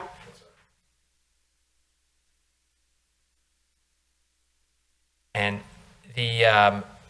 we requested some other variances, for instance, on residential screening. Section 182, 718 B2A sets forth design standards for residential screening, and there's a requirement for 10 feet, and we're asking for it to be moved to 5 feet. Is there currently any screening in those locations? No, there's really not, like I mentioned, in at least a third of the rear property line and side property line, it's the building adjacent to it. There is the portions of the existing retaining wall, but there's not, I would not call any real viable or realistic vegetation on the site right now. What we're proposing is 5 feet, but that is in conjunction with the new retaining wall and the screening on top of that. And as I was mentioning, that, that screening is going to be more impactful than it would normally do. Screening is an effective tool to use to help mitigate any impact, but the change in grade and having that installed at the top of the retaining wall, which is going to be a more level with where the neighbors are, is going to be more impactful.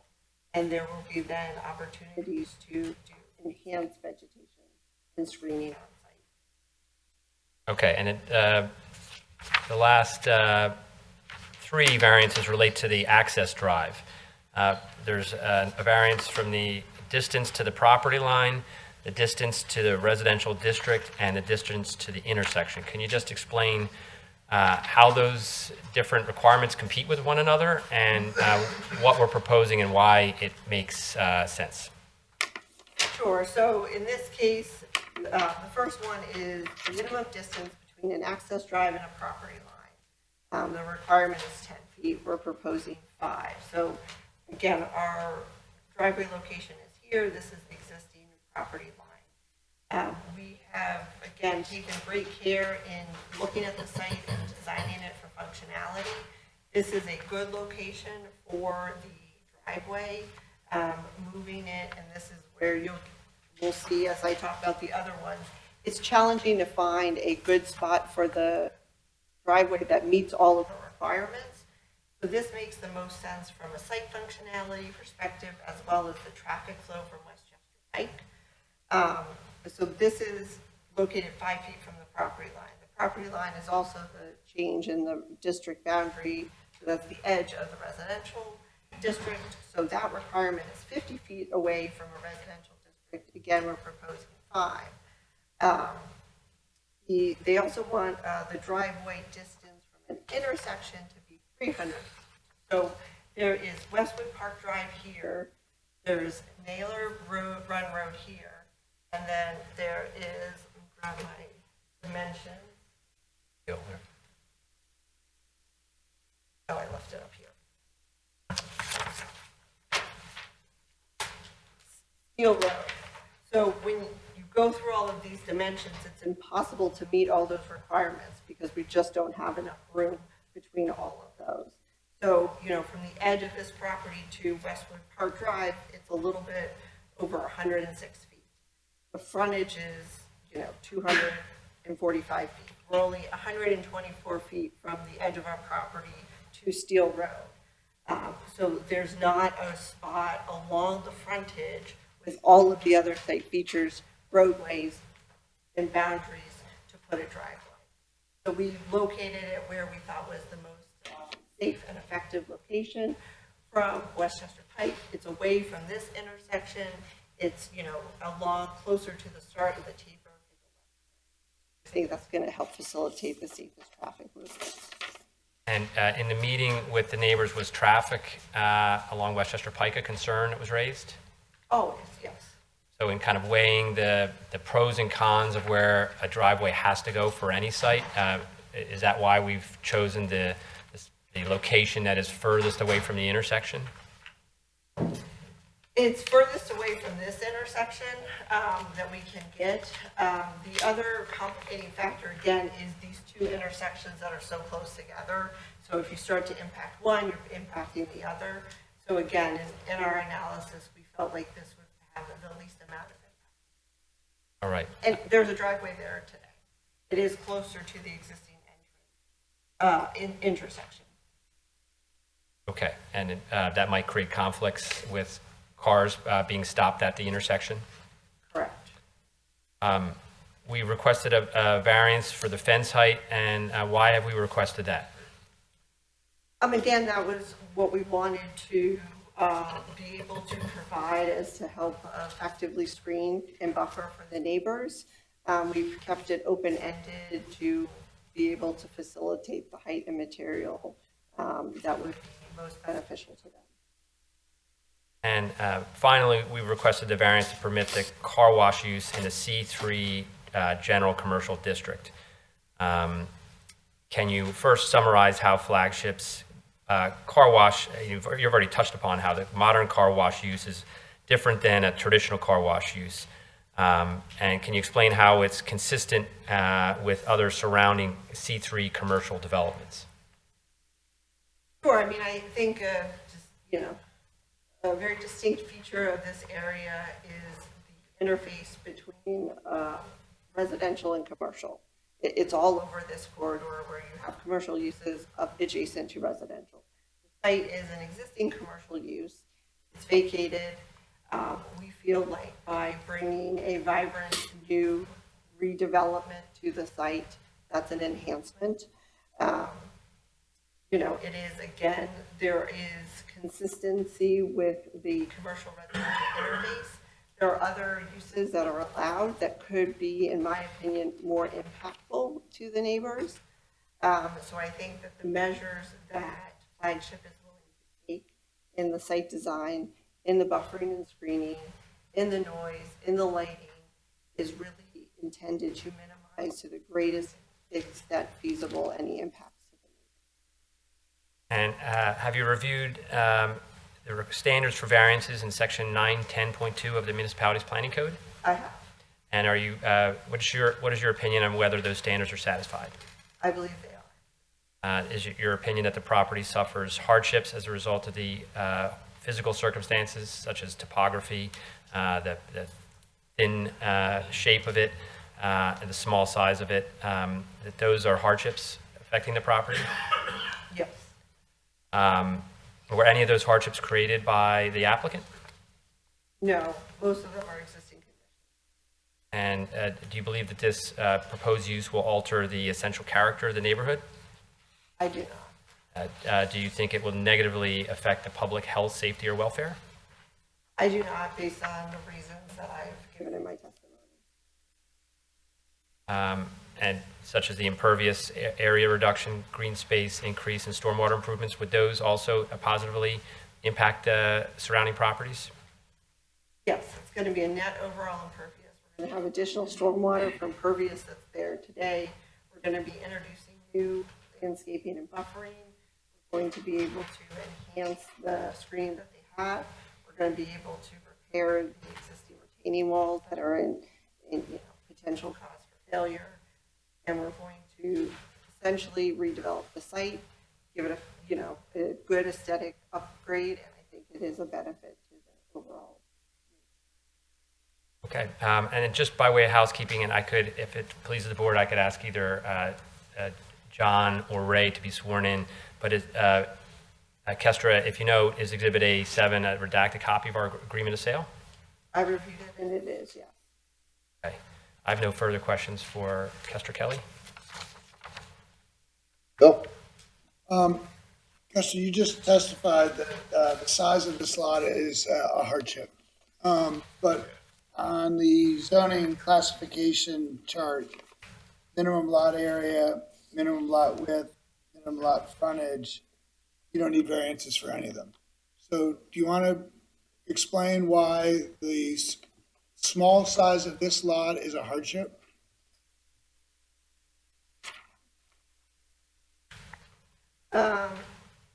We do need a variance for the lot depth.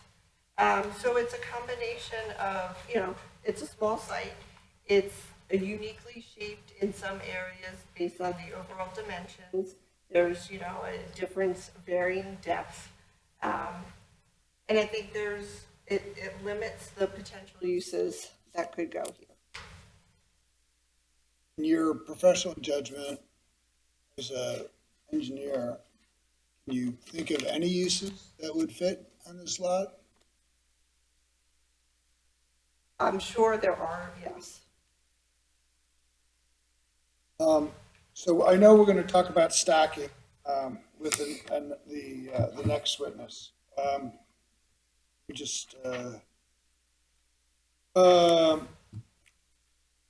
lighting, is that within your purview?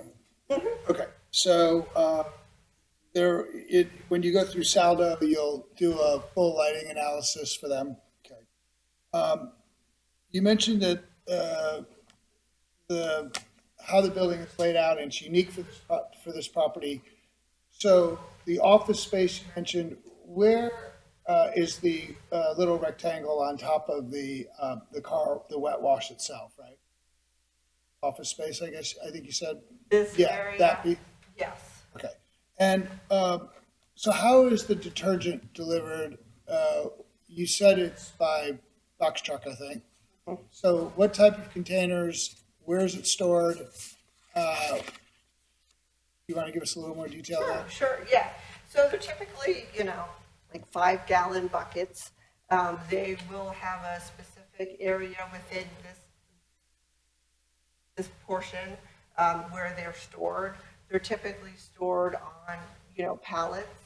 I know from other projects I've been involved with Flagship, there's a spill prevention plan. So in case there's any type of spill, there's mechanisms on site to prevent that spill from going down the drain. There's the expanding booms that you can just put around it, and they have a spill prevention plan. All employees are trained on what to do if perhaps any of those detergents. And the detergents sounds like if they're in 5-gallon containers, they're delivered in dry concentrate? I believe they're liquid. They're liquid, okay. And I want to ask a little bit about the sound attenuation. So when you're running 100 cars an hour through this building, how often are you closing the entry door and the exit door on the building? They don't close during operation. And so how's sound from the blowers that are inside, particularly the one drying the car on the way out? How is the sound from those blowers attenuated for the neighbors? Well, the type of blower that we're proposing to use in and of itself is going to generate less noise than others that we could. Do you have can you testify as an acoustic expert on the decibel levels that are routinely heard just outside the exit and the entry doors? I can't go into that level of detail other than to say I have reviewed the sound study that the client has looked at preliminarily. We have reviewed the sound ordinance, and we are committed to meeting that ordinance.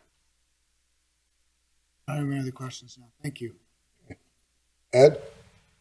Yeah, I'm just looking at the site, and the existing building is going to be completely demolished. Correct. And I'm not sure what was on, now you're consolidating another lot. What was the other lot? What was on it? So I can't quite figure out the whole history with these two lots and how they came to be. So they are two separate parcels It appears that they're functioning today as one parcel. There's one driveway. It looks like the previous used auto sales was there first. It had one driveway. It used the lot that has this little kind of point in it. This is the area of that plateau. I'm assuming that's where they kind of put the cars that get them better visibility. And then when Pep Boys came in, it doesn't look that they really changed it. They just worked within those site features. So the best I can surmise is it's two existing lots that has functioned as one. But you don't know, was it owned by the same individual? It is. Okay, that's clear now, okay. The other thing is, now we have a clean slate, because you're gonna rip out the building, the only thing, and you've already mastered some of the restricting features such as the slope by having the retaining walls already in place. I'm not sure why we would want to eliminate all these nonconformities just to approve a site that has all these nonconformities come right back. There's got to be a way to develop it according with the municipal plan and the zoning requirements that would make it accessible and meet the requirements of what the township actually wanted on that site. I hear what you're saying, and, you know, based on what we've looked at, we don't see that there's a way to do that. So there are a lot of retaining walls on site now, but it's not as if the site is, you know, a very flat or consistent grade. There's still, even with those retaining walls, there's still significant grade change on site. And I think that speaks to the potential history of the site and it not maybe being developed as it should have been over time, or as it could have been, or as, you know, when Pep Boys moved in, maybe they didn't start, you know, with a clean slate. So I think that is why, just to be clear, we don't want to necessarily remove the existing retaining walls, because I'm not sure that that would be feasible, especially in the back. We want to, because that is really holding up the neighbor's property, their sheds and garages and everything back there. We really want to reinforce that with the new retaining wall. So we really want to be able to develop the site as we think, you know, is the best use for it, understanding that that does still require some variances. Yeah, unfortunately, what I'm saying, I understand what you're saying about the retaining walls, but those restrictions on the property have already been overcome by the installation of the retaining wall. So you're not doing it, you're just going to fix them so they continue to work on that matter.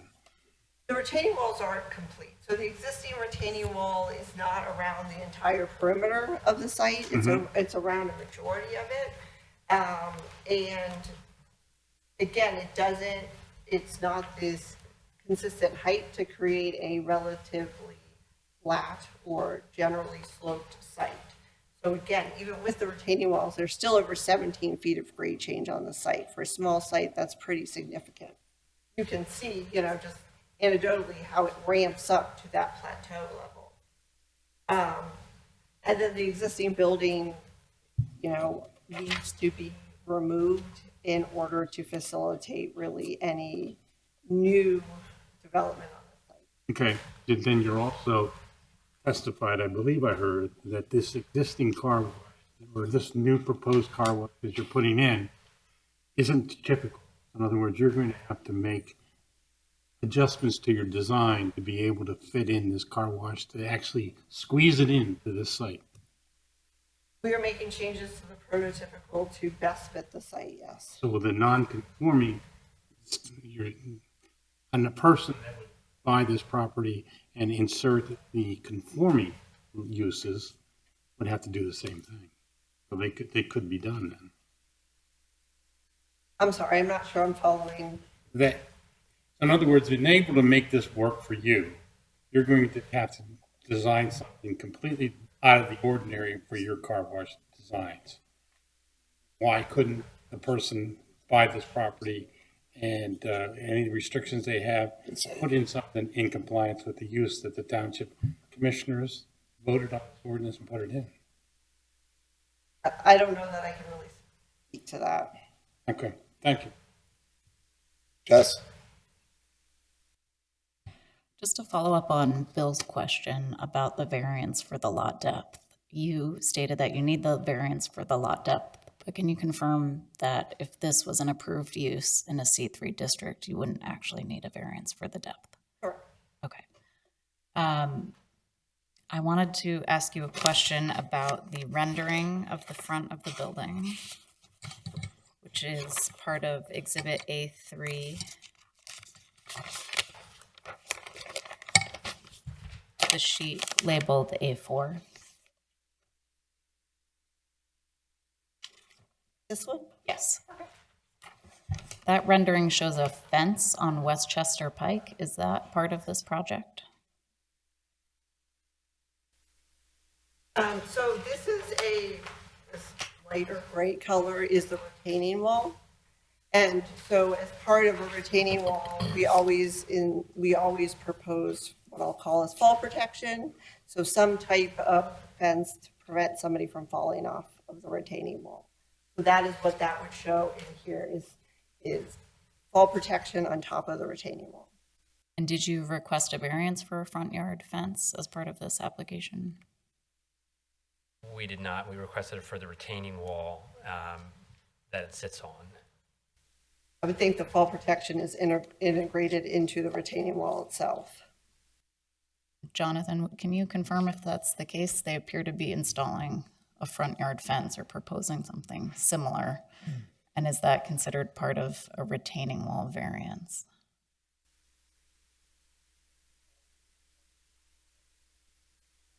So there's an existing retaining wall on site today. It's over 30 inches in height, so we requested a variance from that. Typically, if it's over 30 inches in height, the standard is to also install fall protection. It's a safety mechanism so that you don't have somebody on the wall, not paying attention or whatever, falls off. So what is reflected in this is the fall protection associated with that. So I think the question is, do we need a separate variance for that as a fence, or is that integrated into the retaining wall? Correct.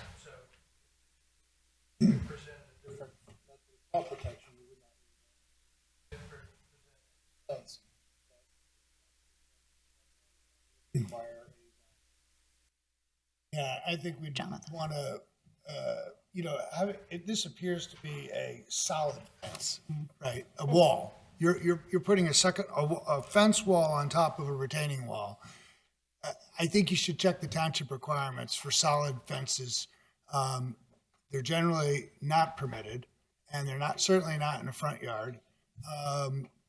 It does create the impression, right, that you have a full stockade, and this building is hiding behind a full stockade in a very commercial area. So, Very near an intersection. yeah, so. Understood. And we're not going to finish tonight anyway, obviously, because I think when you're done with Kestra, we may go to the neighbors because they've been sitting here all night. Sure. I hate to make you bring Guy back, but I probably Yeah, can't. it makes sense. I understand. On the same exhibit, you are showing a significant amount of signage, and the requirement for signage in a C3 district is 35 square feet maximum, and I did not see a variance request for signage. So we're not requesting any variances for signage at this time. So is the signage depicted on this image incorrect? The representative rendering.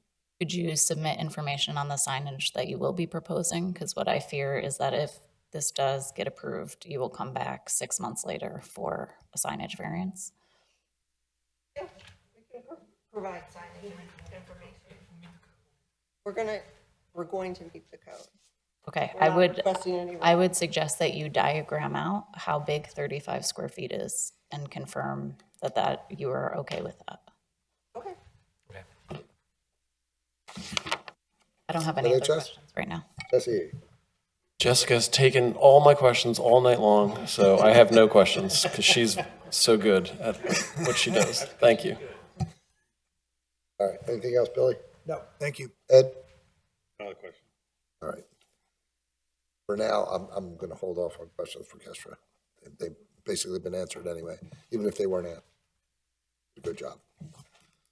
How much more time do you think you need for your case in chief, Fenton? Guy was my last witness. He's relatively quick. I'm just going to ask him to run with some stuff. Right, because I want to go to the neighbors and we have to end at 11. So we're not going to finish with Guy, and I may cut you off right in the middle. That's fair. But we'll give it a shot for 10 minutes. Sure.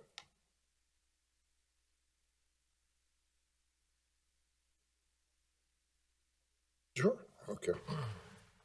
I know they saw originally at the meeting. I don't think they've seen this.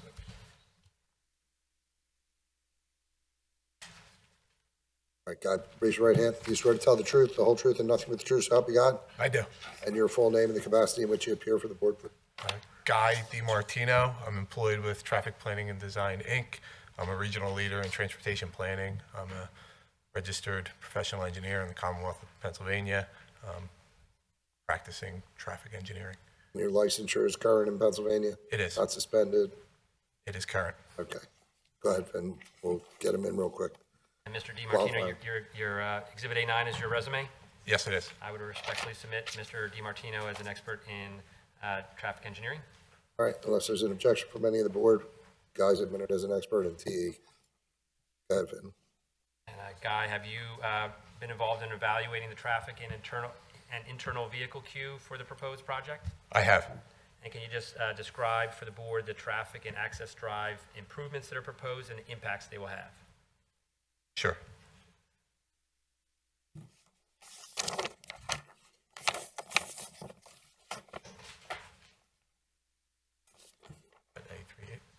So, up before you is Exhibit A3A. As mentioned and discussed through Ms. Kelly's testimony, the access is proposed on the western edge of the property, certainly with the median along Westchester Pike. It would be served by a right-in, right-out access. Currently, there is a driveway serving the site closer to Naylor's Run, more central to the site. Okay, and would we need to obtain PennDOT approval in order to obtain a highway occupancy permit for the driveway? Yes, Westchester Pike being a state-maintained roadway, we'll have to go through the PennDOT process for an HOP for the driveway. That starts with a traffic study scoping application, followed by a traffic study, then ultimately the HOP plans, the engineered design plans for the access. And Kestra had touched upon it, but we've asked for a variance to reduce the minimum distance between the driveway and intersections. Can you address that? Certainly. As Ms. Kelly testified to, in terms of the required offsets, specifically the 300 feet requirement, given the situation of the site frontage and the spacing with the adjacent intersections, it's physically not possible. So when you're planning this access, we initially, or at one point, we considered an access opposite Naylor's Run, taking consideration of that signal, and could it be a fourth leg to that existing signal at Naylor's Run? There's certainly challenges with that. One, there's the existing driveway to the Ritas and Sugar and Spice just to the east. And likely when you design the appropriate driveway there with the appropriate width, the radii and features, design features would extend off the property in order to provide the proper alignment with Naylor's Run. And then certainly there's an access to the Ritas and Sugar and Spice right adjacent to that. So that is not really a desirable location with those challenges. Not to mention there's the signal immediately to the east at Steel Road. So introducing a fourth leg to the Naylor's Run traffic signal and to get that signal timing to work out would be challenging. So with that, we then looked at where could if we position the access on the westernmost side, and we feel like that makes sense. It puts you beyond the left turn bay on Westchester Pike at Naylor's Run. It's within that taper area, so it would allow motorists leaving the site at that access location to turn right out and then if desired, to get into that left turn lane on Westchester Pike at Nailers Run. Right, can I just make sure I understood that?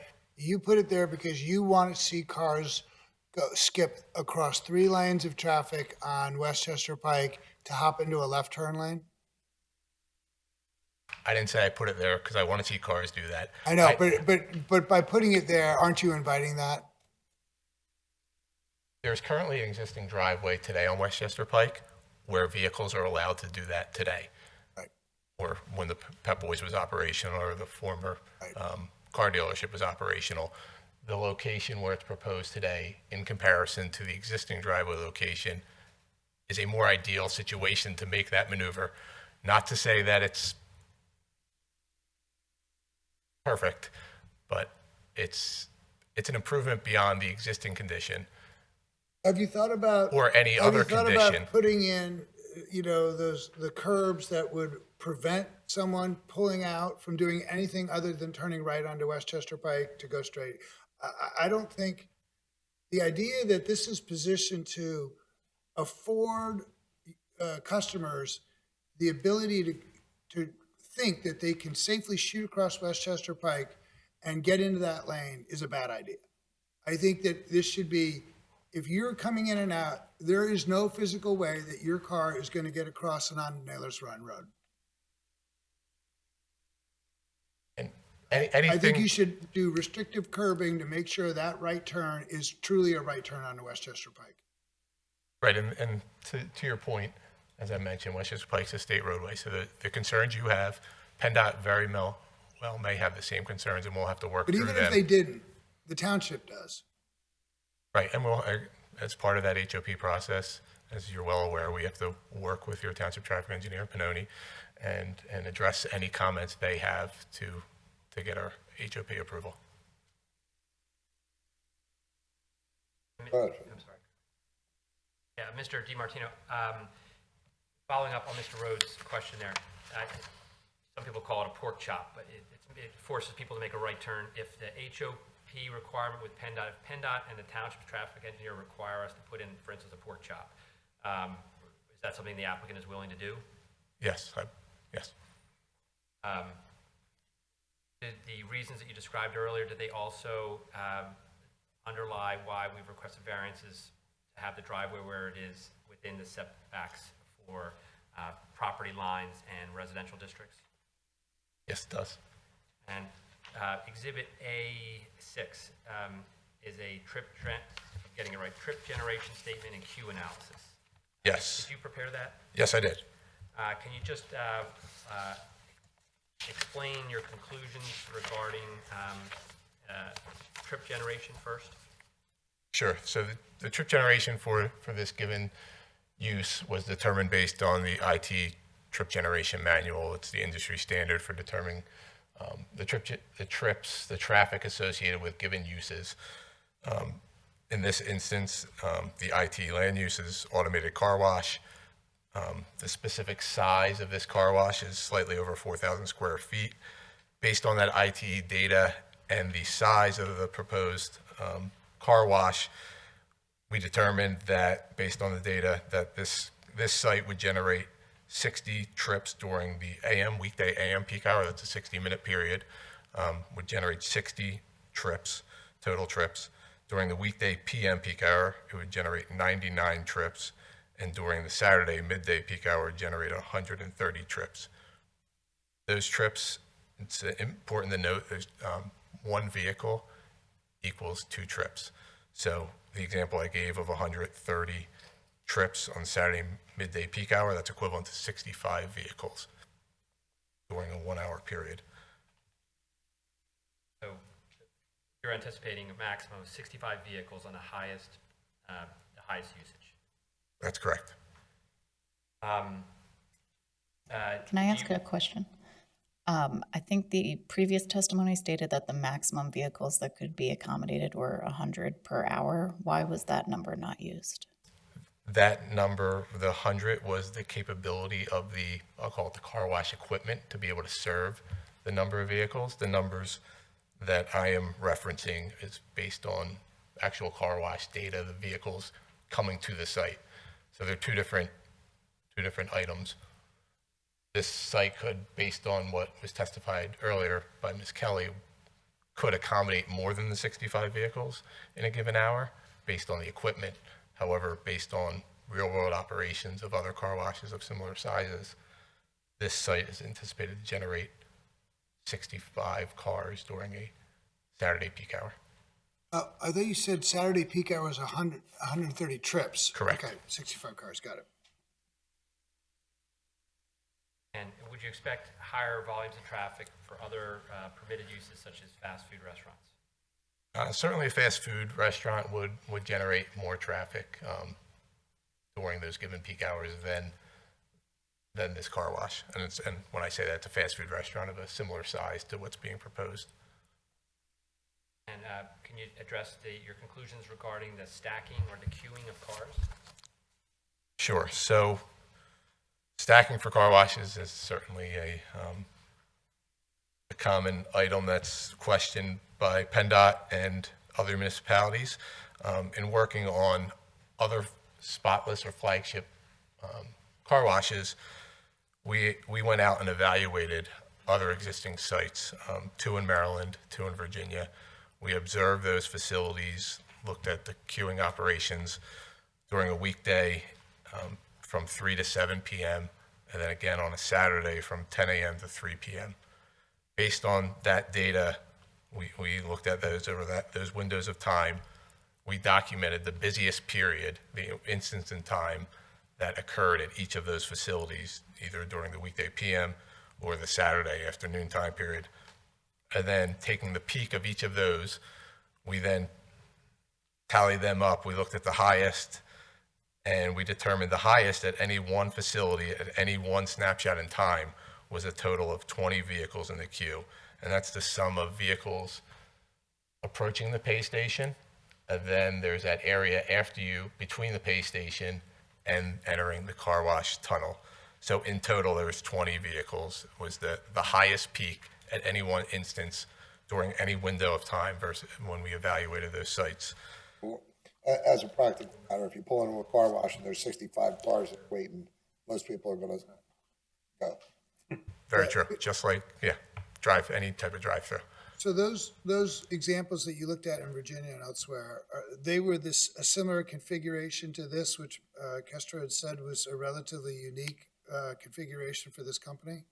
So are you looking at the same machinery, the same throughput, the same everything in those locations and applying it to this analysis because it's the same configuration here?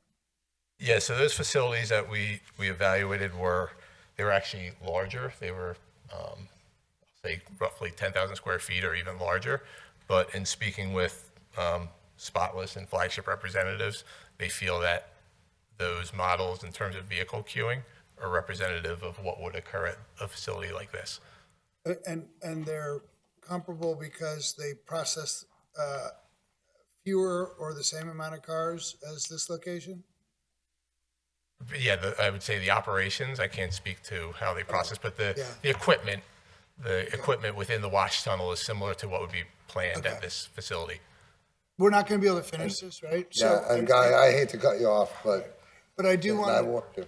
I wanted to say two things. One, I'd like more information about what you were looking at elsewhere and how you apply it and why it's a fair comparison.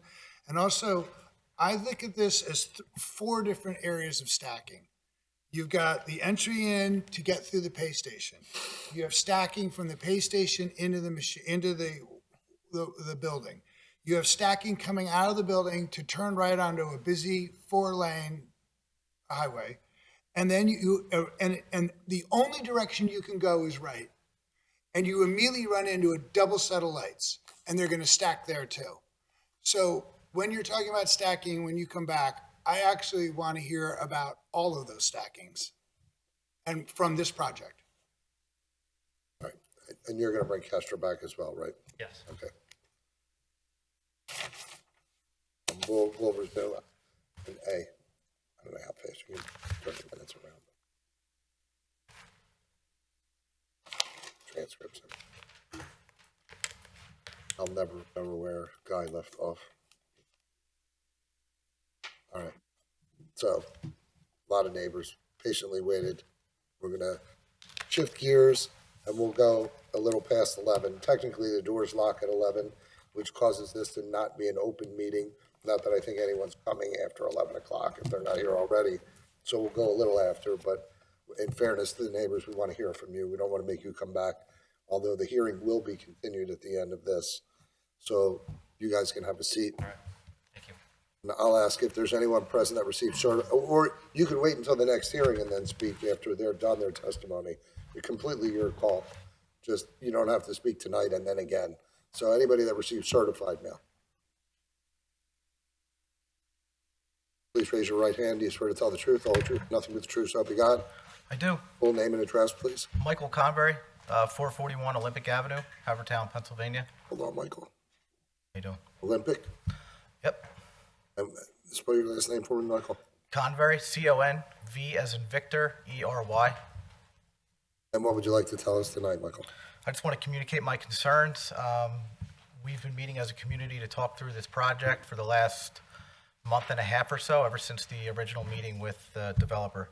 We have many concerns, which you'll hear from the other folks behind me, some of which I'll talk about right now. First concern, obviously, being noise, right? So I'm at 441 Olympic Avenue. That's directly behind the stacking that was just referred at the kiosk that you would pay for, the car wash before you go in. That's roughly 6 feet from where the cars are going to be. So I don't know if this is going to be a purely electric vehicle car wash, but I don't know how we would not hear those cars that are there 6 feet to my property line. Stacking also means idling vehicles. So smog, more just stagnant pollution into our yards. I have 3 children. The whole block is filled with children. I heard about the, we'll call it sound attenuated special blowers when the doors are open. That's great. We're not trying to compare blowers that are existing today to special blowers that are out there that are new or modern. We're talking about noise in general, the noise ordinance, not new blower technology, right? The next thing would be traffic. So going based off of the township's existing traffic safety plan, Steele and Westchester Pike is one of the highest impact areas in all of Haverford Township. Right now, we have issues on a day just like today in the winter without Rita's being there, with no Pep Boys, right, with the double stack lights and two bus stops, which were not mentioned today too, that are right along that same line. So in the summer with Rita's, there's an insane amount of kids that pile up in that area. And when Pep Boys was there, I noticed it, I live right there, I could see it. There was, let's call it 4 to maybe 50 customers per day. And that would be wild. We're talking, I heard 100, I heard 65, the car wash could do 100, they're saying. I called the folks at Suds, they said that they could do around 130 to 150 cars per hour. That's not in Maryland or Virginia, but that is in Broomall, which is right up the road. So, lighting is a concern, and we've had issues with lighting in the past where it shines directly into my home. I heard that they were going to do make some adjustments and meet the ordinance and have direct lighting that it's associated directly onto the property. What was kind of glanced over a little bit was the constructability of all this. So there was a lot of discussions about the retaining wall. That's great. There is a failing retaining wall on site. The building itself for 3 homes, including my home, is the retaining wall. So when you demolish that building, how do you keep my yard from falling in without an easement from me or an access from me, right? Going back to basically the whole nature of this project, there was a comprehensive plan that was just recently done and adopted by the township. This contradicts every aspect of the comprehensive plan.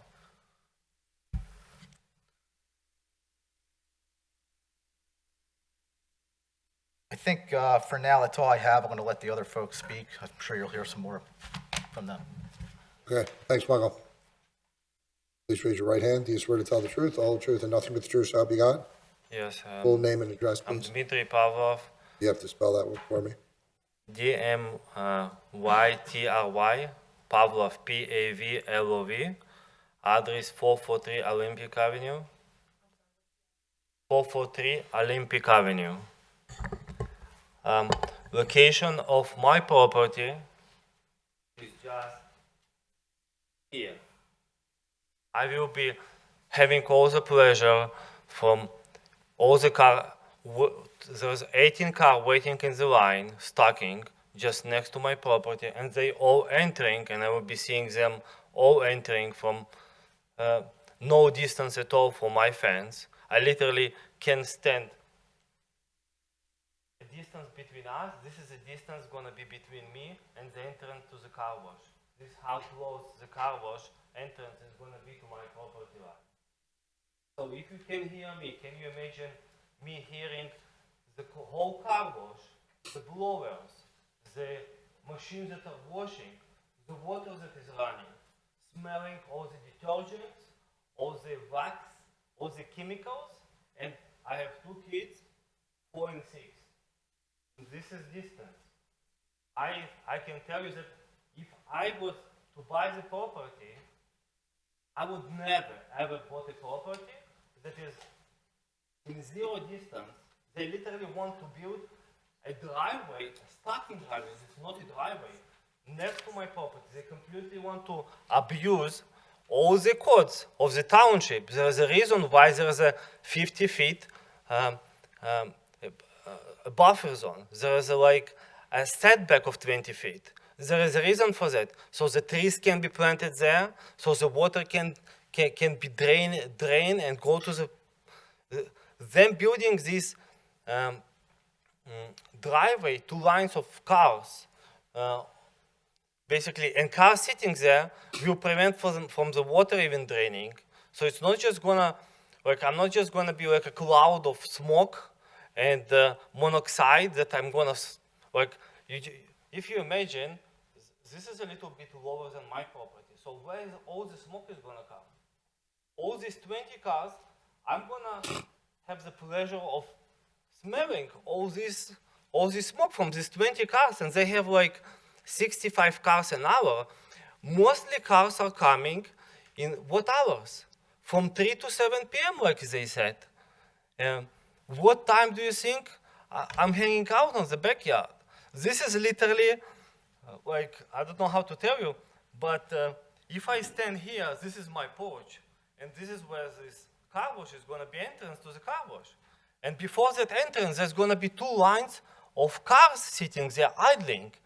They don't recommend even 1 car being idle to a building with kids. You putting 20 cars idle there where kids are playing. So I really appreciate the time that you spend, and it's running late at night, and I want to give some time to other neighbors to speak. But my main concern is chemical smell. This is a noise pollution. And the lot itself is just unfit for such a factory, 100 cars an hour. Is it really in the neighborhood car wash? No. Thank you so much. Thank you. Thank you, Mitri. Anybody else certified? Please raise your right hand. Do you swear to tell the truth, the whole truth, and nothing but the truth, so help you God? I do. Full name and address, please. My name is Marvin Berkowitz. I'm 22 Steel Road. I live right here. Right here. So what I find very troubling is Rita's water ice and what goes on there in the summertime. You're going to have, on Saturdays, no crossing guards at the intersection. Excuse me, I lose my voice. And they're going to have stacking of cars. People who leave Rita's water ice now, they're hesitant, they're confused, they have ice cream cones in their hands, the kids are in the car. There's a lot going on for them to pay attention to. And then you have people exiting from the car wash who are also a little bit disheveled because they vacuum their car, their phone's not where it used to be, they're looking for their phone, they're putting directions. I just don't see how there's not going to be a tragedy at that intersection caused by the increased traffic. I sit there and I listen to cars come roaring down Westchester Pike as it is, and they come, to that double stacked traffic light. And I just fear the worst.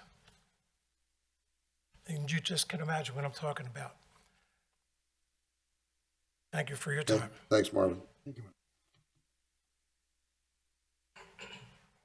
Please raise your right hand. Do you swear to tell the truth, the whole truth, and nothing but the truth, so help you God? Yes, I do. Full name and address, please. Timothy Simmons, Simmons. I live at 439 Olympic Avenue. So that is right here. I'm next door neighbors with Mike Convery. So a lot of people have already said some of my concerns. I would also like to reiterate that the comprehensive plan for the township really talks about reducing the need to rely on cars and creating a walkable community. And I think I've been living in this property for 20 years. And it is true, the Pep Boys building is an eyesore, and this is an area that is in desperate need of revitalization. And yes, it's a commercial area. Whatever's going to go there is going to be commercial, but no offense. I just find it hard to believe that a car wash is really vibrant re-enhancement for a community that's filled with children and families. And so I see this as an opportunity to put something there that, yes, maybe commercial, may draw more cars, may need some variances and some easements, but not something that's going to bring chemicals or potential noise pollution or fumes from idling cars. Also, my kitchen window looks right out onto that intersection, and over the 20 years, it is almost a weekly occurrence that you hear cars screeching into each other. I've seen flipped cars. I've seen firefighters cutting the tops of cars open to get people out at that intersection. My children have seen that. I've seen people blow through the stop sign on Steel Road and Olympic to get to the light at Steel Road and Westchester Pike. With those lights, it's a very dangerous intersection. And so you've already got a small property with, it's really difficult to find a driveway where it is because it's too small for the Pep Boys building even. And so we're going to try to squeeze something in that's going to bring more vehicles. And my other final point, just thinking about children, is this is also a crosswalk. So between 7 and 9 a.m. and between 2 and around 4 to 4:30, there's a large amount of children that cross right at that intersection as they try to get home from school or get to school. So I just ask that the board just consider those when you're thinking about approving the application. Thanks. Thanks. Tim. Please raise your right hand. Do you swear to tell the truth, the whole truth, and nothing but the truth, so help you God? I do. And your full name, please, and address. Joseph Avenizio, 26 Steel Road. Can you spell last name? ABBONIZIO. Thank you for everyone's time. Some of this will be repetitive, but I just wanted to kind of just speak my mind. The reason I oppose is, and we've heard a lot about it, but community safety is my personal priority. We read about, kids on motor scooters and these electric scooters, and it's just getting more and more hectic out there. That intersection, and I know we've heard it again, it's packed. We're not going to slow down Westchester Pike. It's a main artery. But adding cars and 65 trips or 130 trips, 65 cars an hour, a car wash's main job is to get as many cars in as quickly as possible and get them out. That is their job. It's a volume-based business. So you're going to have that volume-based business flooding cars into a double-stack light next to an ice cream business. I mean, I'll say that again. You're going to put 65 cars an hour where kids, moms with strollers, babies are getting ice cream in the summertime. So community safety, my top priority.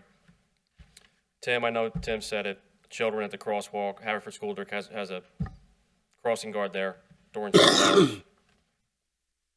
Pollution. Hundreds of cars, again, sitting idle. Breathing in the air, noise. I did see that, I know that they said they were going to move the vacuums inside, but then I thought I heard that they were putting the vacuums out front, I guess in this area. No, the motors that drive the vacuums would be inside, is what they Okay. said. So, that's all I have. Thank you. All right, thanks, Joe. And Fenton, if you have any questions, just give me a signal. And board, same thing. Anybody else? Certified mail? How you doing? Please raise your right hand. Do you swear to tell the truth, the whole truth, and nothing but the I truth? do. So help you God. Full name and address? Wayne Cook, Koch, 4 East Westwood Park Drive in Havertown. Basically, where the cars are going to be turning in from Westchester Pike, that's where I am. I'm the second house in from the corner. And there's 2 mounds of dirt that go up to where the back of my property is. And I know they're going to dig all that out. The concern is they're going to put a retaining wall in there. That's great, hopefully they do, because otherwise I would have a problem with my house sitting in the car wash. The other thing would be the idling of the vehicles. Everyone talked about that already. But, you know, it is what it is, right? Cars are waiting to get into the car wash, so there'll be a lot of gasoline smell. That's it. That's pretty much it. Thank you. Thank All right, you. thanks, Wayne.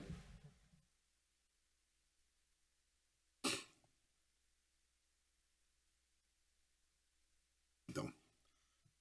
Please raise your right hand. Do you swear to tell the truth, the whole truth, and nothing but the truth, so help you God?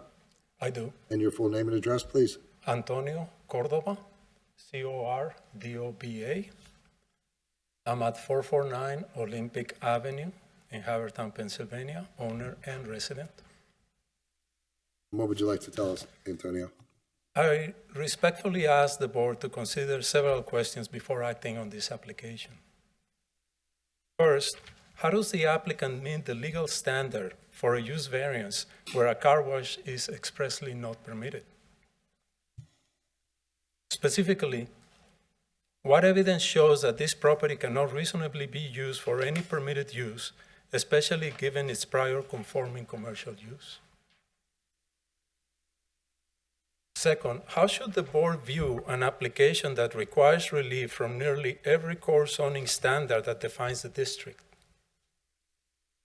including setbacks, residential separation distances, screening, lot depth, impervious coverage, and driveway placement? At what point does the combined scope of these requests show that the proposed use is incompatible with the zoning district? Third, how does granting this level of relief avoid becoming de facto rezoning, which is normally decided by township council rather than through a variance? And finally, if car washes are suitable for this district as a matter of policy, should that determination be made through an ordinance amendment rather than through stacked variances for a single parcel? Thank you very much for your time and for your careful considerations to these questions. All right, thank you, Antonio. Anybody else? Please raise your right hand. Do you swear to tell the truth, the whole truth, and nothing but the truth, so help you God? I do. And your full name and address, please? Stephen Corby, 458 Olympic Avenue, Havertown. PH. Corbi, B as in boy. Thank you for your time. Main concern I have is for safety. As mentioned before, I want to step over here. Right down here is a playground, Richland Playground. That's right at the intersection of Westchester Pike and Gilmore. So a little further east on Westchester Pike. Yeah. So we have a playground there, Gilmore. Then we have Steel Road. We have the Reeders. I know that Guy Martino put together a traffic plan. I want to talk about the traffic coming eastbound. It would be easy enough to get into the business there. If you're coming westbound to turn into here, you can't turn. There's no way to get in here. You'd have to go all the way up to Manoa Road, make a U-turn, and come back down. So if people don't feel like doing that, they could, make turns that maybe not supposed to be doing, or come up Steel, sweep through Olympic Avenue, which is it's a narrow street, curved narrow street. When it snows, we can't get a normal plow down there. They have to come through with a pickup truck with a plow. So it was maybe anticipated that folks would come up Steel, sweep around Olympic, or just go over to Steel, make their way down to Westwood, and then come back down. So avoiding going all the way up and down. Very narrow street. We have tons of beautiful, wonderful children. The anticipated increase in traffic, I think it's a recipe for tragedy. I've been in Haverford Town approximately 4 years of my life. This intersection, I've witnessed overturned cars. It's a terrible set of lights. If you come down, just come down here at night, drive down, and try to navigate those lights, light, and then you have the other light down here at Gilmore. It's challenging. That's really the main concern I have. And like others have said, I just think we could do better than a car wash there for the vision of Haverford Town. And I'll leave it like that. Thank you for your time. Thank you, Stephen. Anybody else?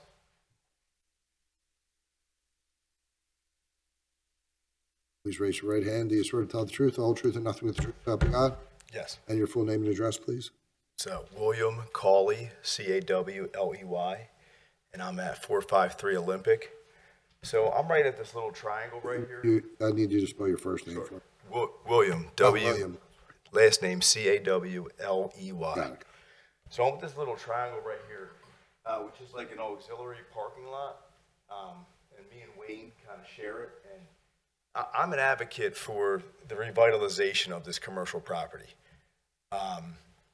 Because of the failure of the retaining wall, just the sloped driveway behind my house. But when I consider everything that's been presented tonight, I understand that a commercial property is going to go there, but I don't think that this is the best thing for the culture of our street.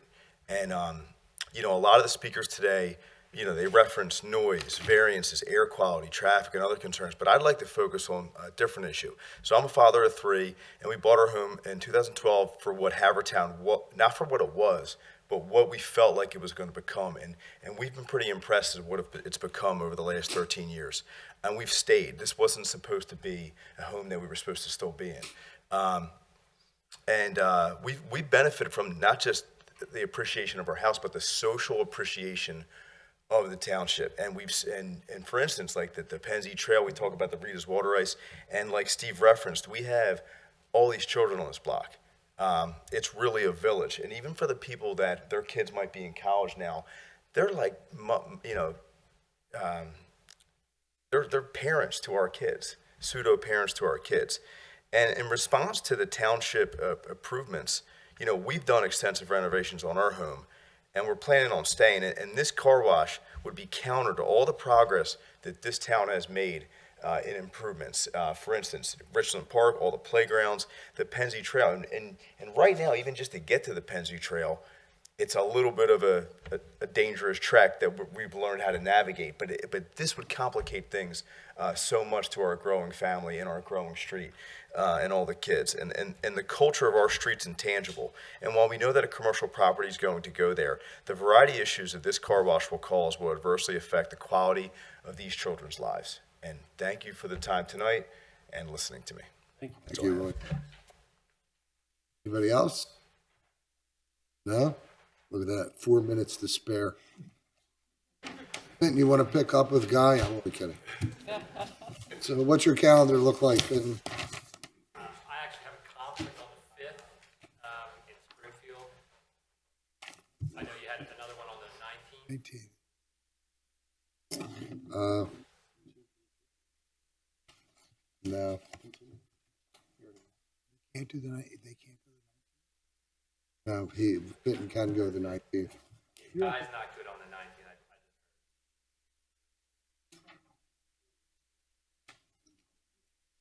19th. Well, no. We have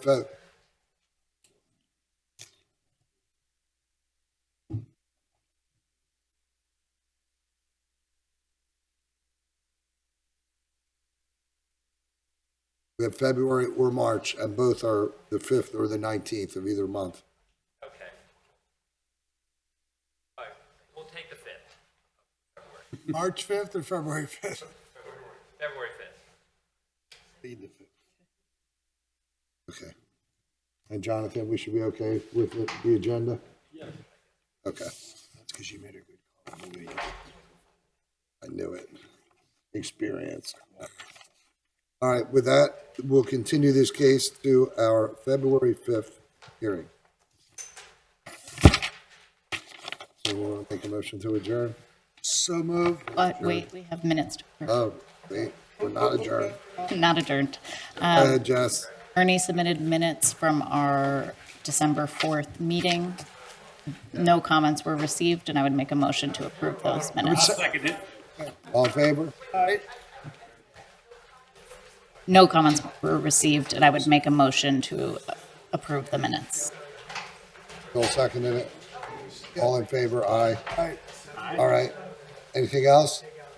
All right, we're adjourned.